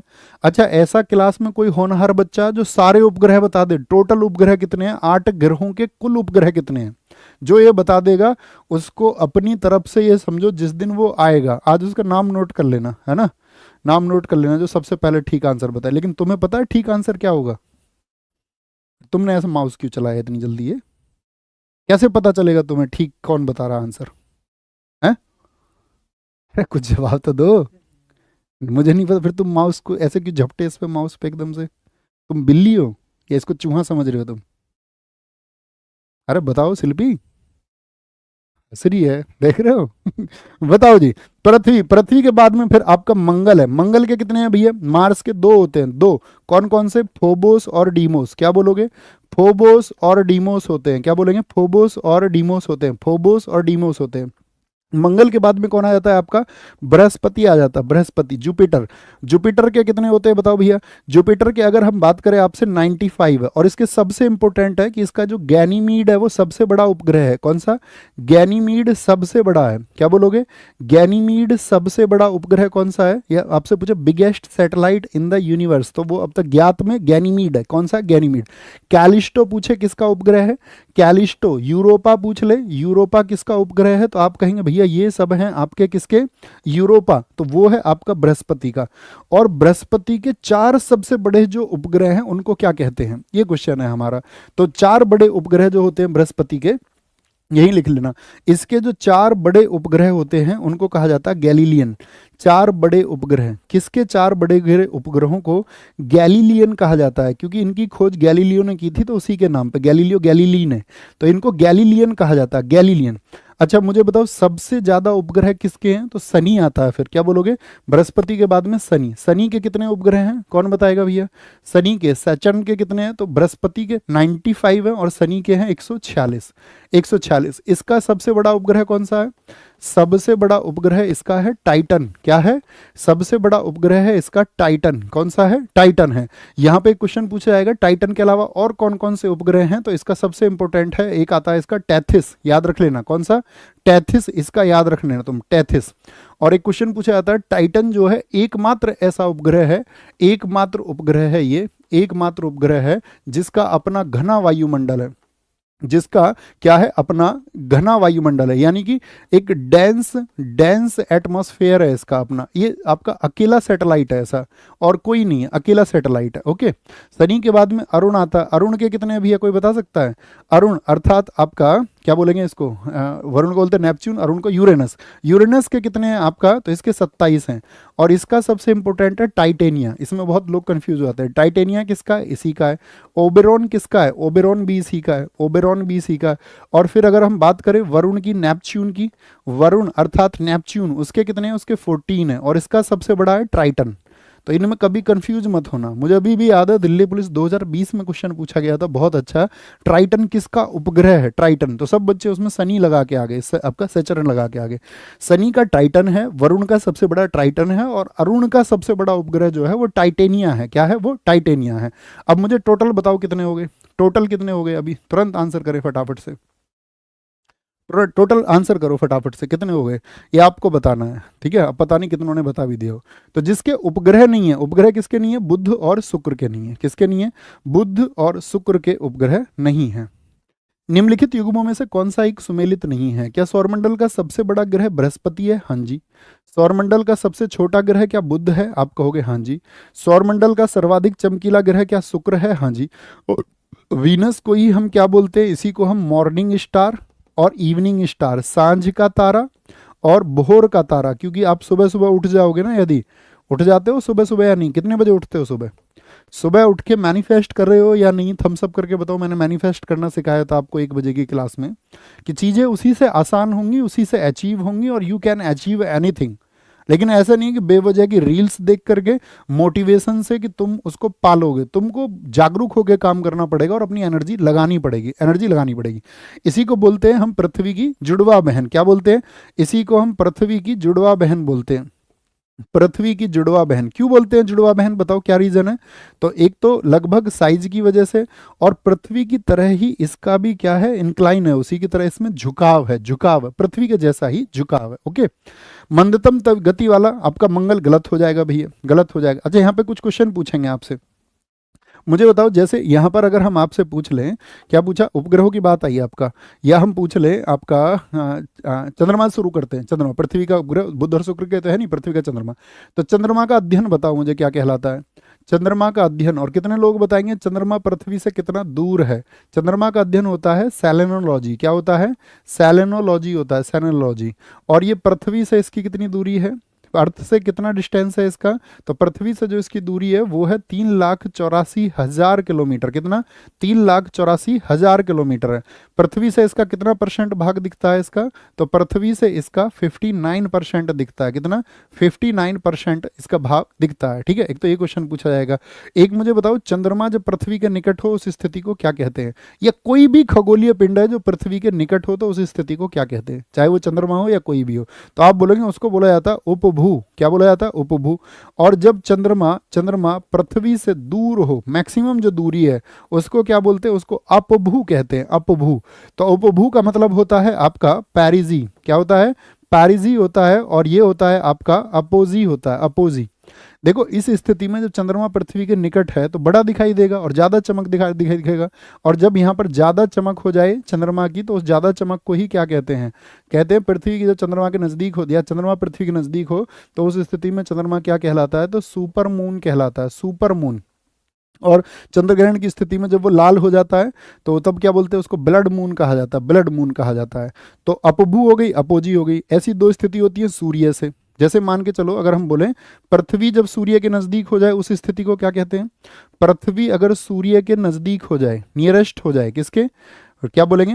अर्थ इज नियरेस्ट टू सन, तो उस स्थिति को क्या बोलते हैं? उसको बोलते हैं उप, यानी कि छोटा, छोटी दूरी हो गई, वो अपसौर हो गया। और याद रखना, जब पृथ्वी सूर्य के दूर हो जाए, सूर्य से दूर हो जाए, तो उस स्थिति को क्या कहते हैं? उसको अपसौर कहते हैं। अप माने ऊपर, दूर है, ऐसे समझ लो, अपसौर होता है। अपसौर को ही साथी हम बोलते हैं अफीलियन। क्या बोलते हैं? अफीलियन बोलते हैं, अफीलियन कहते हैं, अफीलियन। और इसको बोलते हैं पैरीहिलियन। क्या बोलते हैं? पैरीहिलियन कहा जाता है, पैरीहिलियन। अब मुझे बताओ, पैरीहिलियन जो होता है ये किस डेट को होता है, और अपसौर यानी अपीलियन किस डेट को होता है? तो पैरीहिलियन जो होता है वो आपका 3 जनवरी को होता है, और ये 4 जुलाई को होता है, 4 जुलाई को होता है।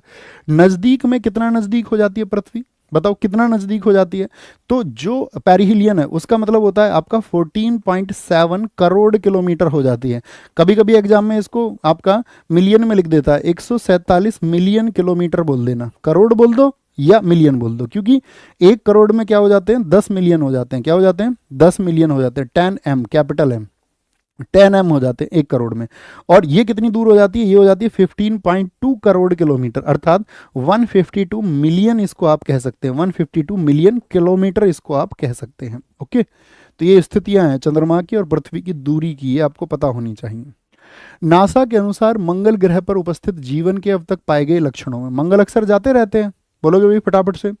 सर 3,84,000 गलत लिख गया है, कुछ गलत लिख गया 3,84,000 में, देख लेते हैं भैया एक बार। 3,84,000 किलोमीटर, क्या गलत लिख गया इसमें?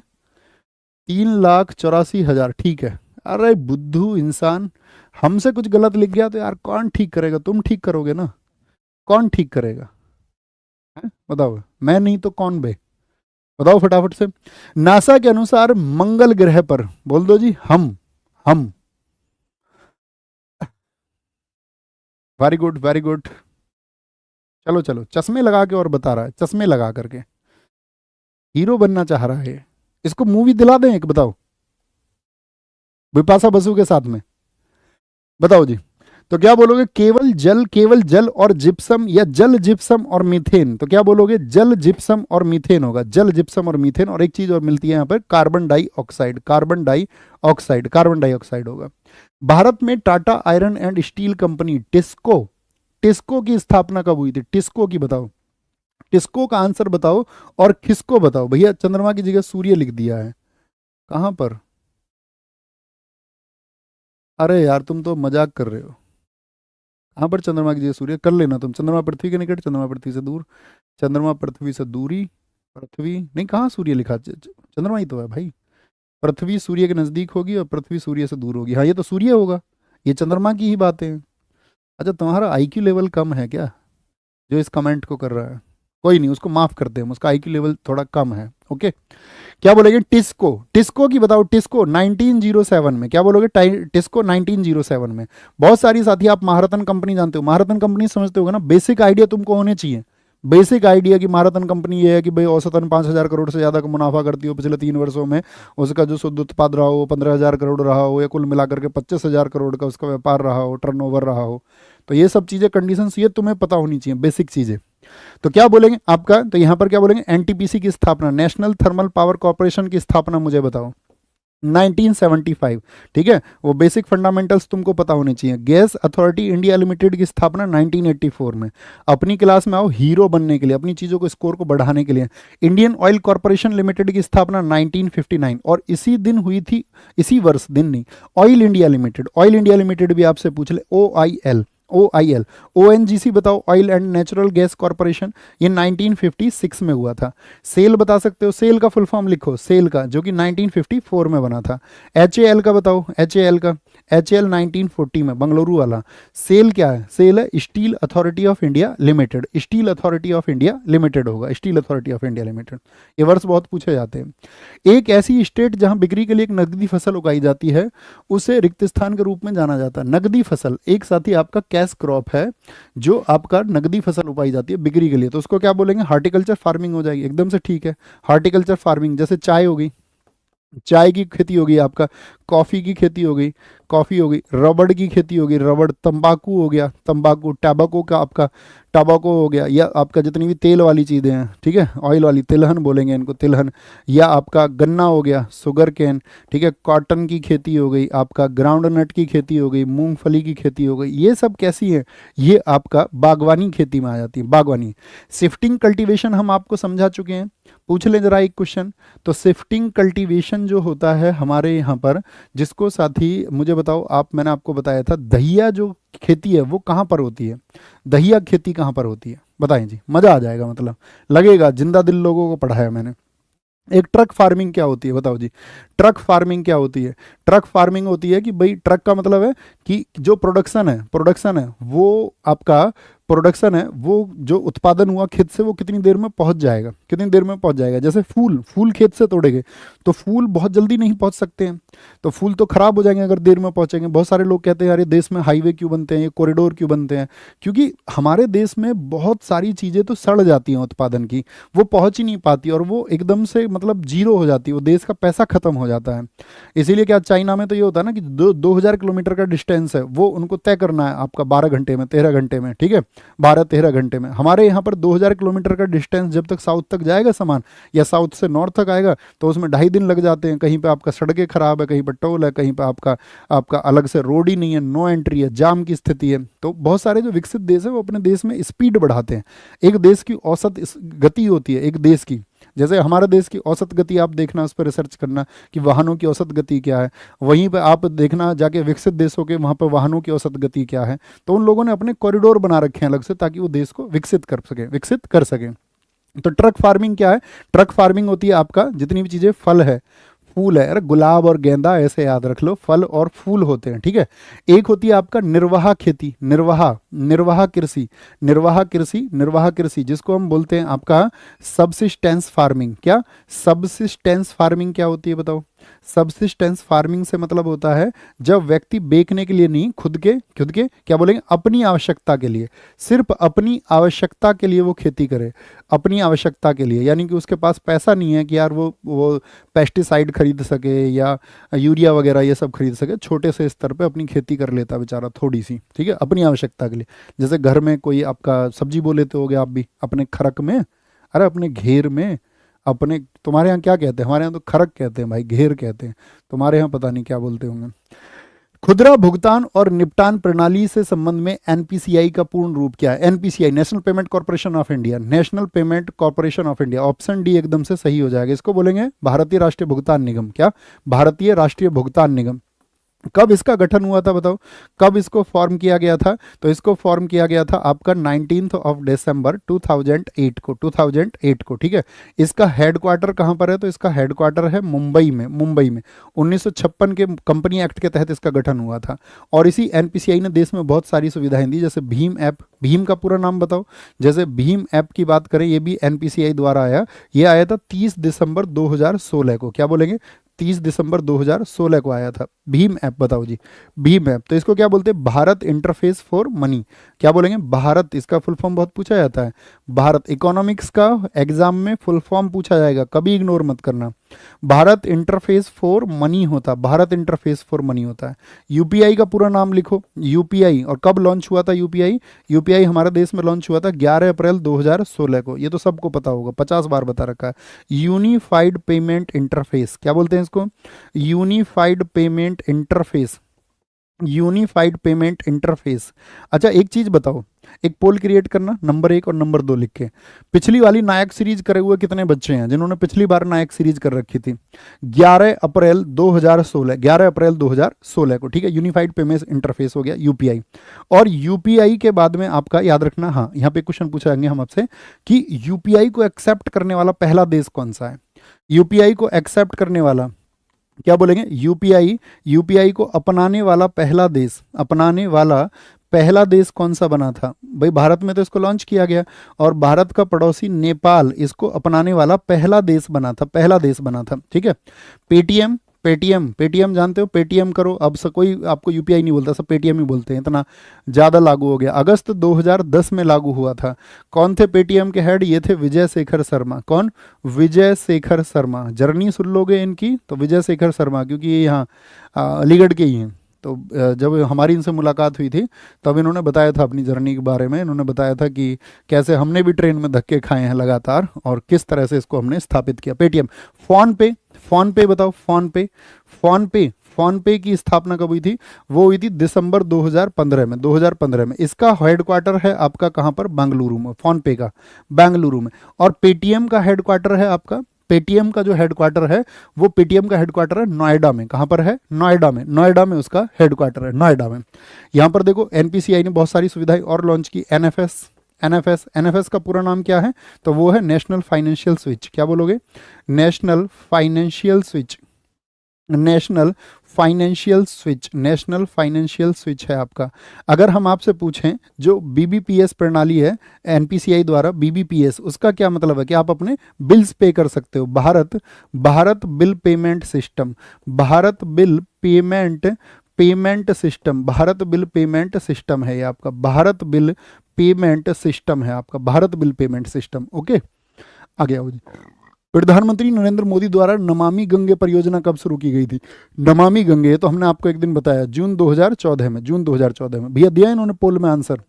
अच्छा 60% बच्चे कह रहे हैं कि उन्होंने पहले आपका कर रखा है नायक को, ओके। और दूसरे बच्चे कह रहे हैं 39%। अच्छा मेरे दोस्त, आपको इसके बाद में एक चीज़ और करनी है, ठीक है। जब आप ये सीरीज खत्म कर लेंगे और आपके पास यदि समय बचेगा, समय बचेगा, तो आप क्या करेंगे फिर? धीरे धीरे जैसे जैसे आपको समय मिलेगा, आपका जो एग्जाम है, ठीक है, तो उसमें आपको मैंने यूट्यूब पे कराई हुई है विजेता सीरीज। क्या? विजेता सीरीज। तो धीरे धीरे आप उस विजेता सीरीज को, वो थोड़ी एडवांस लेवल है ना, एडवांस लेवल है, वो मेंस के लिए करवा रखी है।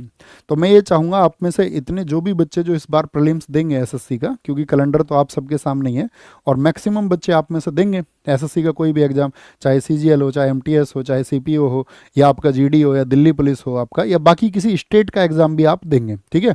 क्योंकि जीएस में कोई डिफ्रेंसिएशन नहीं है, बस कहीं पे स्टैटिक जीके ज़्यादा है, कहीं पे स्टैटिक जीके कम है। पॉलिटिक्स वही पूछी जाएगी, हिस्ट्री वही पूछी जाएगी, और प्रॉपर। तो इसके बाद में थम्स अप करो जी भैया, भैया विजेता भी हमने कर लिया। अरे तुम कैसे करोगे यार, तभी तुम्हारे आंसर आते हैं फटाफट फटाफट से। एक पोल क्रिएट करो, विजेता सीरीज किस किस ने की है, सर ईमानदारी से आंसर करना, तब मुझको पता चलेगा कितना स्टूडेंट है जो ऐसे रिपीट मोड में कनेक्ट है। तुम उड़ाना चाह रहे हो पेपर को, अरे सिर्फ 1 नंबर 2 नंबर कर दो यार, यस नो कर दो, यस और नो। यस वाले क्लिक करना कि हाँ विजेता हमने की है, तब हम आपको बताएंगे।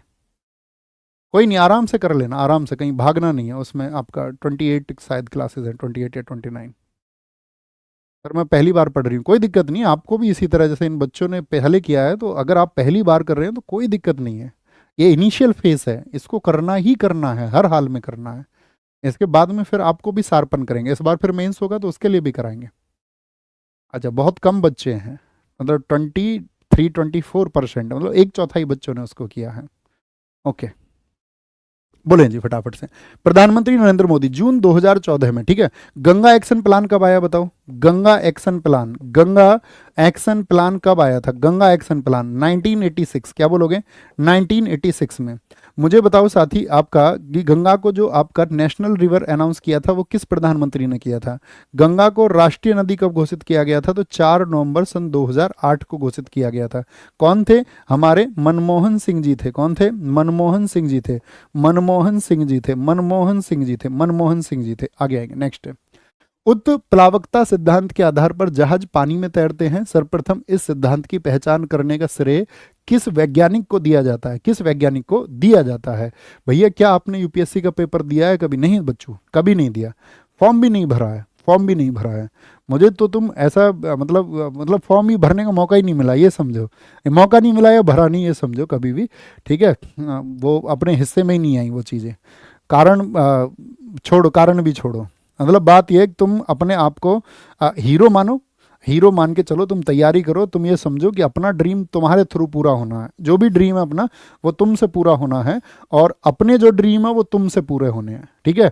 हम एक दूसरे के लिए सहयोगी हैं कि हम तुम्हारे ख्वाबों को पूरे करें और तुम हमारे ख्वाबों को पूरा करें। तो मैं तुमसे पूछूं कि इस जर्नी में तुम मेरे साथ हो या नहीं हो, इस बात का महत्व है। क्योंकि दोस्त फॉर्म तो मैंने नहीं भरा, और तुम यार अपन तो ऐसे समझो फटीचर आदमी है ना। तुमने बना दिया जो कुछ भी है, वो सब तुम्हारी वजह से है कि तुम लोग उसमें वो बिलव्ड है ना। तुम वो उतना प्यार करते हो, उतनी ताकत देते हो उस चीज़ के लिए कि एनर्जेटिक होकर के वो हम पूरा दिन योजना बना सकते हैं, बैठ के पढ़ सकते हैं। पढ़ाने से पहले मीटिंग ले सकते हैं हम घंटे, और अब पढ़ाने के बाद में हम घंटों मीटिंग ले सकते हैं, लोगों से मिल सकते हैं, उनको सॉल्यूशन दे सकते हैं, हम कंटेंट बना सकते हैं, क्वेश्चन सेलेक्ट कर सकते हैं, रात तक मेहनत करनी है हम कर सकते हैं। वो ऊर्जा आपके द्वारा आती है, आपके द्वारा आती है ना। हर एक चीज तुम्हारे लिए है साथी, हर एक चीज तुम्हारे द्वारा हमें मिली है, तुम्हारे द्वारा, इस बात में कोई शक नहीं है। एवरीथिंग, एक एक चीज। नहीं तो यार हम मतलब ऐसे समझो तुम कॉमन पर्सन ही होता हर कोई, तो हम भी ऐसे ही हैं तुम्हारी तरह ही, ठीक है। बताओ जी, उत्प्लावकता सिद्धांत के आधार पर जहाज पानी में तैरते हैं, पानी में तैरते हैं, और इस सिद्धांत की पहचान करने का श्रेय किस वैज्ञानिक को दिया जाता है? किसको दिया जाता है? नील्स बोर को। तो ये सिद्धांत दिया था आर्किमिडीज ने। किसने दिया था? आर्किमिडीज ने। और इसी सिद्धांत पर साथी उत्प्लावकता के पे, आप जानते हो ना कि जैसे कोई वस्तु पानी में डूबती है तो वो अपना जो उसका अपना भार है, उसकी भार के बराबर क्या है, उसको पानी को विस्थापित कर देती है। यही उत्प्लावकता का सिद्धांत है, ब्यूएंसी जिसको हम बोलते हैं। तो इसी सिद्धांत पर क्या बोलते हैं? इसी सिद्धांत पर आपका हाइग्रोमीटर काम करता है।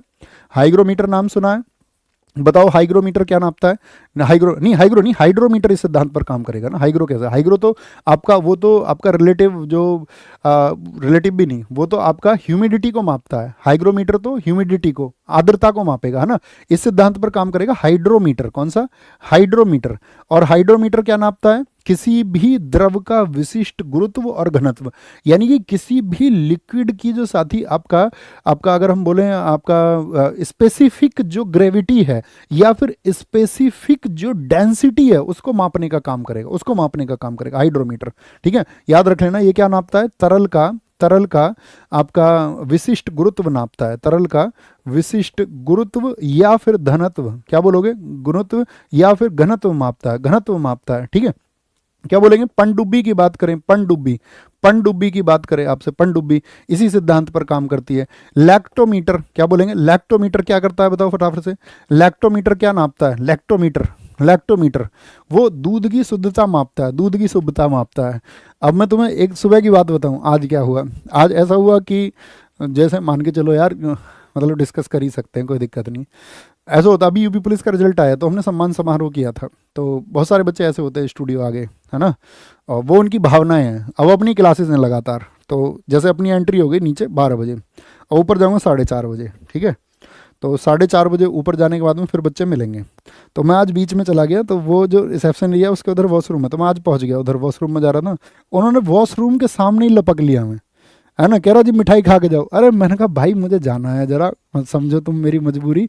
तो एक मिठाई लेके आए, एक ने डोडा बर्फी खिला दी, एक ने मिल्क केक लगा दिया मुंह में, तुम समझो। कह रहा जी अच्छा तुम्हारे पास 2 मिनट भी नहीं है। मैंने कहा भैया 2 मिनट की बात नहीं है, तुम समझो मैं 4:30 बजे तुमसे मिलूंगा, तुम एक बार बैठो तो सही। बोला हमारे पास टाइम ही नहीं है, 4:30 बजे तक हम इतनी देर कैसे बैठ रहेंगे, अभी मिल के जाओ हमसे इतनी देर। चलो ठीक है, तुम अपना काम खत्म करो, कोई दिक्कत नहीं, अभी मिल लेते हैं। उधर से फिर 4 आई पीछे से भाग के एकदम से, उन्होंने अपने हाथ में मिठाई का डिब्बा ले रखा। मैंने कहा प्रभु बस मिठाई मत खिला देना, बाकी कुछ भी चलेगा, ठीक है।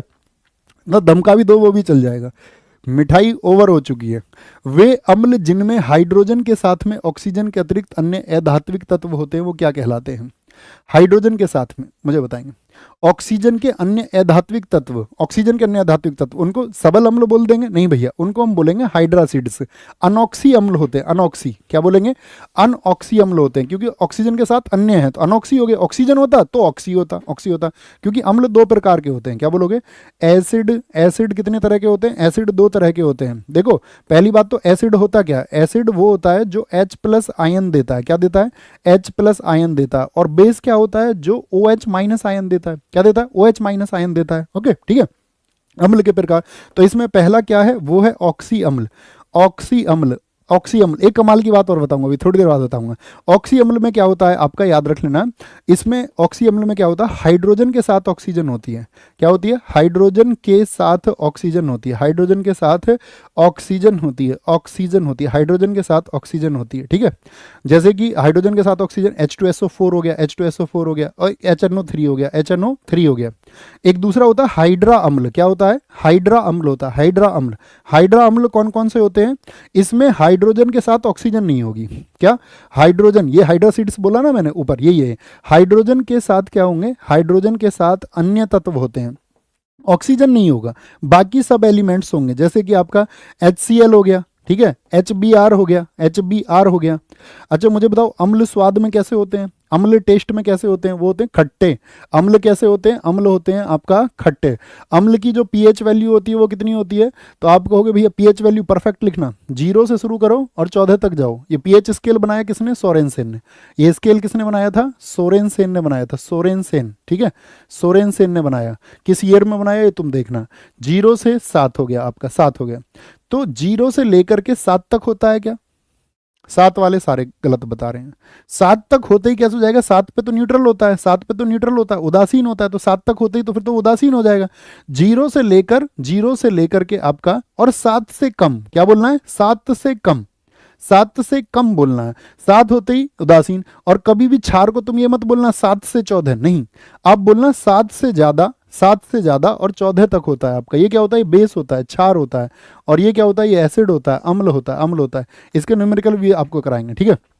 क्या बोलेंगे यहाँ पर? तो ये हमारे इस तरह से हो जाते हैं, याद रखना। इसकी कॉमन चीजें मुझे बताओ, जैसे कि आपका अम्ल हो गया, आपका अम्ल एक हाँ, लिटमस का सिद्धांत भी आता है। अम्ल जो होता है, अम्ल जो होता है, ये नीले लिटमस को कैसा कर देता है? अम्ल नीले लिटमस को कैसा कर देता है बताओ? जो लिटमस पेपर है जांच के लिए आता है ना, नीले लिटमस को ये कर देता है आपका रेड। कैसे कर देता है? उसको लाल में बदल देता है, ठीक है, लाल में बदल देता है।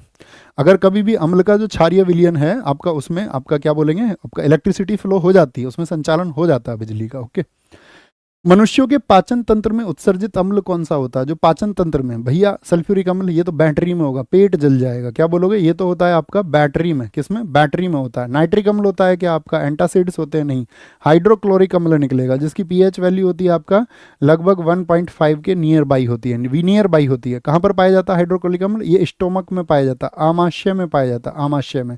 और भी बहुत जगह इसका काम होता है, जैसे जो हमारी आप कपड़े की इंडस्ट्री है, वहाँ पे कपड़ा, चमड़ा उद्योग में इसका इस्तेमाल होता है, आपका शोधक के रूप में इस्तेमाल होता है, भोजन पचाने में इसका इस्तेमाल होता है, ठीक है। स्तंभों को मिलान कीजिए, यानी कि कुछ ग्रुप दिए हुए हैं। अच्छा, हार्ट दिया हुआ है, आर्टरी दी हुई है, और आपका वीन्स दी हुई है।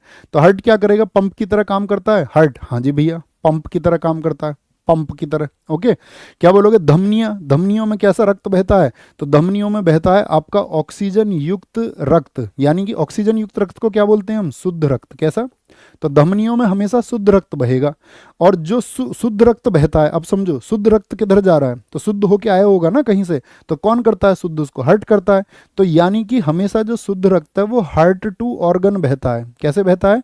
हार्ट टू ऑर्गन्स, यानी कि मनुष्य के हृदय ने उसको साफ किया और हृदय ने उसको पंप करके किधर भेज दिया? बाकी ऑर्गन्स में भेज दिया, बाकी बॉडी पार्ट में भेज दिया। तो शुद्ध रक्त हमेशा कैसा बहेगा भाई? अब हृदय का काम ही क्या है यार? ब्लड साफ करने का है ना। और ब्लड को साफ करके नहीं बहेगा, भेजेगा तो फिर गंदा पहुंच जाएगा सब जगह। तो गंदा फिर कहां पहुंचेगा? जब ये साफ कर रहा है तो गंदा पहुंचेगा आपका हार्ट में। तो वो किसके थ्रू पहुंचता है? वो सिराओं के थ्रू पहुंचता। ऑक्सीजन रहित, ऑक्सीजन रहित का मतलब क्या है? वो अशुद्ध होता, अशुद्ध। अशुद्ध रक्त होता है। तो अशुद्ध रक्त हमेशा कैसा बहेगा? अंगों से हृदय की ओर बहेगा। कॉमन सी बात है, हाँ जी। लेकिन इसके दो अपवाद हैं। जैसे ये आपका धमनी है, तो धमनी में अपवाद कौन सी हो जाएगी? पल्मोनरी। पल्मोनरी, पल्मोनरी का मतलब क्या है? फुफ्फुसीय धमनी। अब ये उल्टा काम करेगी। फुफ्फुसीय धमनी में क्या हो जाएगा? मतलब इसमें भैया आपका अशुद्ध रक्त बहेगा।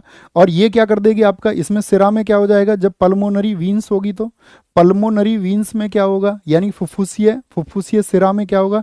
इसमें शुद्ध बह जाएगा। क्या बह जाएगा? इसमें शुद्ध बह जाएगा और इसमें अशुद्ध बह जाएगा, अशुद्ध। याद रखेंगे, पल्मोनरी धमनी में यानी पल्मोनरी आर्टरी में, और पल्मोनरी वीन अर्थात पल्मोनरी सिरा में। एकदम उल्टा काम हो जाएगा, उल्टा काम। याद रखेंगे, कोई दिक्कत तो नहीं। तो क्या बन जाएगा? 1 यानी कि ACB बन जाएगा, ACB बन जाएगा, ACB, ACB। ऑप्शन बी एकदम से क्या हो जाएगा? सही हो जाएगा, सही हो जाएगा। पहला ओलंपिक ई स्पोर्ट 2027 किस देश में खेला जाएगा? पहला ओलंपिक 2023 में इसकी घोषणा हुई, 2023 में इसकी घोषणा हुई, और ये सऊदी अरब में खेला जाएगा। सऊदी अरब में याद रख लेना 22वें एशियन गेम्स भी होंगे। 22वें एशियन गेम्स जो होंगे आपका, वो भी यहीं पर होंगे, यानी कि वो होंगे 2034 में। क्योंकि 2022 के हो चुके हैं, 2026 के कहाँ पर होंगे एशियन गेम्स? बताना। 2026 में होंगे जापान में, जापान में। और 2030 के कहाँ पर होंगे? 2030 के होंगे आपका कतर में, कतर में। अभी रिसेंट में आपका कुछ इवेंट होने वाले हैं, जैसे 15वां जो क्रिकेट वर्ल्ड कप होगा, क्रिकेट का जो वर्ल्ड कप होगा वो साथी 2031 में कहाँ पर होगा? अगला वाला। तो इंडिया और बांग्लादेश में होगा। इस बार का कहाँ हुआ था? तो वो हुआ था आपका अमेरिका वेस्ट इंडीज में। अगर मैं आपसे पूछ लूँ आईसीसी महिला वर्ल्ड कप जो होगा, आईसीसी महिला वर्ल्ड कप अगला, यानी कि इसी साल है वो 2025, वो भी कहाँ पर है? वो भी इंडिया में है, वो भी इंडिया में है। आपसे पूछ ले आपका आईसीसी T20, जो T20 वर्ल्ड कप होगा, T20 वर्ल्ड कप वो होगा इंडिया और श्रीलंका में। कब होगा? 2024 का तो हम जीत चुके क्या, इंडिया और श्रीलंका का। तो ये कब होगा आपका? 2026 में होगा। क्या 2024 वाला हम जीत चुके हैं क्या? बताओ फटाफट से। 2024 वाला हमने जीता या नहीं जीता? क्या जानकारी रखते हैं आप? बोलो भी फटाफट से। सर आकाश कुमार बुलंदशहर, आप अच्छा पढ़ाते हैं। बच्चे अच्छा तो सब पढ़ाते हैं, कोई ऐसा नहीं है जो अच्छा नहीं पढ़ाता, बस आप हमसे कनेक्ट हैं, आप अच्छा पढ़ लेते हैं। उसको कहते हैं ना, जब हमारी भावनाएं होती हैं, भावनाएं होती हैं। देखो बचपन से बच्चे को कुछ नहीं पता होता। बचपन में आप क्या जानते हो? बचपन में बच्चे 2 डर को जानते हैं, ठीक है। ये आपका मनोविज्ञान कहता है कि उसको सिर्फ 2 ही डर पता है। 2 डर कौन से? एक तो उसको पता है गिरने का डर, गिरने का, कि वो एकदम से गिर सकता है कहीं, ये छोटे से बच्चे को भी पता होता है ना। एक उसको बहुत तेज आवाज़ है, उससे वो डर जाएगा। उसके अलावा दुनिया में कुछ नहीं पता होता। दुनिया में जब उसको जहाँ पर भरोसा मिलता है, भरोसा मिलता है, जैसे मान के चलो मैं आपके साथ जंगल में चल दूँ और आपको पता है यहाँ तो जंगली जानवर है, लेकिन आपको ये भरोसा हो जाए कि उन जंगली जानवरों को मैं आसानी से हरा सकता हूँ, तो इसको बोलते हैं बिलीव सिस्टम। जब हमारा बिलीव सिस्टम किसी के साथ में जुड़ता है और वो मिलके मेहनत करते हो, तो चीज़ें फिर हमको क्या है, थोड़ी आसान लगने होती हैं, क्योंकि सारा खेल बिलीव सिस्टम का है। और आपने वो बिलीव कर लिया है, उसके लिए मैं थैंकफुल भी हूँ, और आप अपनी जर्नी को पूरा करें, ये मेरी तरफ से आपके लिए ब्लेसिंग्स भी हैं। 38वें राष्ट्रीय खेलों की पदक तालिका में कौन शीर्ष पर रहा? कौन शीर्ष पर रहा? बोलेंगे अभी फटाफट से। कौन शीर्ष पर रहा है आपका? महाराष्ट्र, हरियाणा, सर्विसेज। तो आप क्या बोलोगे? भैया सर्विसेज इसमें शीर्ष पर रही। क्या सर्विसेज ने जीता है? यहाँ पर 68 गोल्ड जीते, 68 गोल्ड के साथ में, ठीक है। और टोटल मेडल कितने रहे थे इनका? 121 मेडल रहे हैं टोटल, 68 गोल्ड के साथ में टोटल मेडल रहे हैं। सेकंड पे आया हरियाणा, क्या सेकंड पे हरियाणा रहा, और थर्ड पे रहा इसमें महाराष्ट्र। तो जो 38वें राष्ट्रीय खेलों की अगर हम बात करें दोस्त, इस बार क्या इनका मैस्कॉट क्या था? बताना जरा। शुभंकर क्या था? शुभंकर था इनका मौली। क्या था शुभंकर?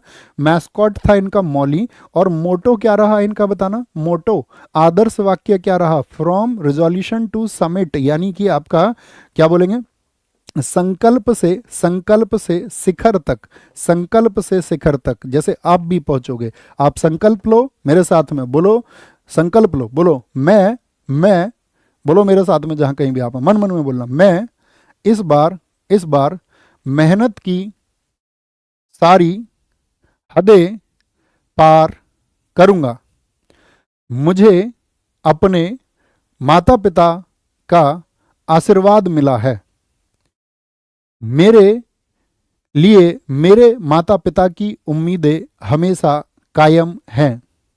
मैं उनकी उम्मीदों पर खरा उतरूंगा, और मैं अपने जीवन में यह देखता रहूंगा कि मैं सही राह पर हूं या नहीं हूं, क्योंकि मेरे जीवन में किया गया हर एक कार्य मेरे माता पिता से जुड़ा हुआ है, और जब कभी भी मेरे कार्य पर सवाल खड़े होंगे तब मेरे माता पिता पर भी सवाल खड़े होंगे, और मैं इसका ध्यान रखूंगा और मैं सफलता प्राप्त करने के लिए दिन रात एकजुट रहूंगा। ओके, आदर्श वाक्य, संकल्प से शिखर तक। बोलो भाई, थीम क्या थी इस बार? थीम क्या थी? थीम थी इस बार ग्रीन गेम्स। क्या थी? Green games, green games, green games इस बार थीम थी। मसाल का क्या नाम था? जो यहां पर टॉर्च थी उस मसाल का क्या नाम था? मसाल का नाम था तेजस्विनी। क्या? तेजस्विनी थी, तेजस्विनी थी, तेजस्विनी। कहां पर इसका आयोजन हुआ था? हेल्ड कहां पर हुआ था बताना जरा। 38वें नेशनल गेम कहां पर हुए? क्वेश्चन पूछा जाएगा भैया। यूके में हुए, यूके में। देखना तुम्हारे ही शिफ्ट में आएगा। 38वें नेशनल गेम कहां पर हुए? 39वें कहां पर होंगे ये भी तुमसे पूछा जाएगा किसी ना किसी शिफ्ट में। 39वें होंगे मेघालय में। कहां पर होंगे? मेघालय में होंगे 39वें। तो किस ईयर में होंगे आपका? 2025 में होंगे, नहीं 26 में। 26 में होंगे ना, 2026 में होंगे। मुझे बताओ, पहले पहले आधुनिक खेल कब शुरू हुए? पहले आधुनिक राष्ट्रीय खेल, पहले मॉडर्न नेशनल गेम, पहले आधुनिक राष्ट्रीय खेल। भाई ये अब 39वें, तो 39वें तो पहले भी तो कभी हुए होंगे। तो पहले आप कहेंगे भैया पहले हुए थे हमारे 1985 में। कहां पर? नई दिल्ली में। क्या बोलेंगे? नई दिल्ली में। ठीक है, ओलंपिक फॉर्मेट में हुए थे। किस फॉर्मेट में? ओलंपिक फॉर्मेट में। किस फॉर्मेट में? बोलो, ओलंपिक, ओलंपिक फॉर्मेट में ये हुए थे। ओलंपिक फॉर्मेट में ये हुए थे। ओके, वैसे इनकी जनरली शुरुआत हुई थी 1924 में। तो इनको बोला जाता है इंडियन ओलंपिक गेम्स की शुरुआत कब हुई थी? Indian Olympic game, Indian Olympic game शुरू हुए थे आपका 1924 लाहौर में, लाहौर में। लेकिन फिर बाद में भारत स्वतंत्र होने से पहले 1940 में इनको पहली बार नाम दिया गया नेशनल गेम। क्या बोलोगे? National game. ठीक है, नेशनल गेम। स्वतंत्र भारत के पहले, इंडिपेंडेंस इंडिया के 1948 में, स्वतंत्र भारत के पहले, स्वतंत्र भारत के पहले कब हुए थे? तो आप कहोगे 1948 में हुए थे। ओके, तो ये फिर क्या हुआ? स्वतंत्र भारत हो गया, लेकिन 1985 से इनको आधुनिक कर दिया गया। 1985 से। तो अभी जो फॉर्मेट चल रहा है ये कब से चल रहा है? ये 1985 से चल रहा है। कब से चल रहा है? 1985 से चल रहा है। 1985 से, 1985 से। आगे आओ। द वर्ल्ड आफ्टर गाजा पुस्तक के लेखक कौन है? ताली मारो और लिखो अब की बार 2025 के सबसे महत्वपूर्ण पूछे जाने वाले रिसेंट की चर्चित किताबें जो क्रिकेट की, क्योंकि स्पोर्ट में कोई भी बुक लिखी जाएगी, चाहे क्रिकेट हो या बाकी अदर स्पोर्ट हो, तो उसका क्वेश्चन एसएससी जरूर पकड़ती है। तो world after Gaza, Arundhati Roy, आपका पंकज मिश्रा, पंकज मिश्रा की बुक है। किसकी है? पंकज मिश्रा की बुक है। ओके, अरुंधति रॉय ने अभी हाल ही में कौन सी बुक लिखी है? मदर मैरी लिखी है, कम्स टू मी। क्या बोलोगे? Mother Mary comes to me, mother Mary comes to me. ये किसकी है? ये अरुंधति रॉय की है। अच्छा, हमें आप बताओ फटाफट से, दिया सलाई किसने लिखी है? ये आत्मकथा है किसी की। दिया सलाई ये साथी ऑटोबायोग्राफी है आपका कैलाश सत्यार्थी। जानते हो ना, जो देश में हमारे में बचपन बचाओ आंदोलन चलाते हैं, जिनको 2014 में नोबेल पुरस्कार मिला था मलाला यूसुफजई के साथ में। आप मुझे बताओ मलाला यूसुफजई की बुक का नाम क्या है? एक तो आई एम मलाला, और दूसरी किताब कौन सी है? We are displaced. कौन सी है? We are displaced, we are displaced. ठीक है, दूसरी बुक का नाम बताओ। The new icon, the new icon ये किसकी बुक है?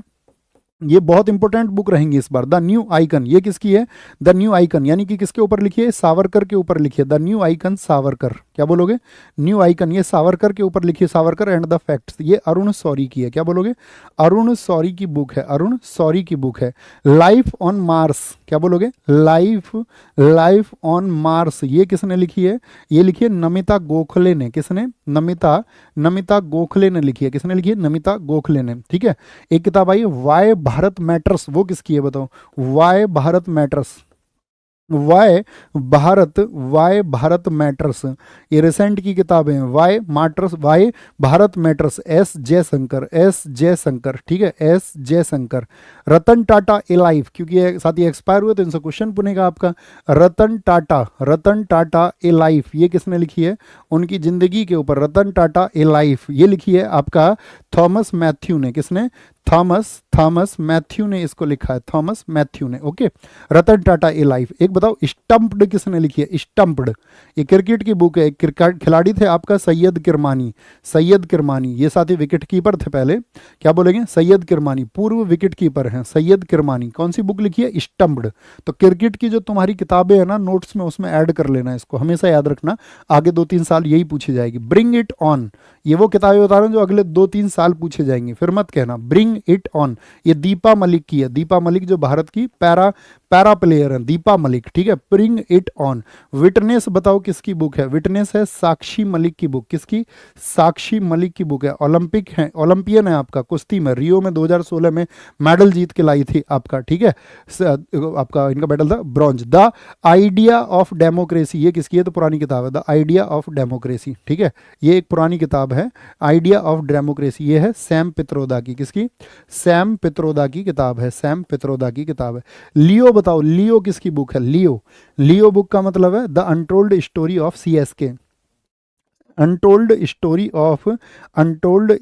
ऑफ CSK, ये किसने लिखी है? लियो। तो आप कहेंगे भैया ये है PS रमन की किताब, PS रमन की किताब है, PS रमन की किताब है, ये आपको पता होनी चाहिए। ओके, कोई दिक्कत कोई परेशानी?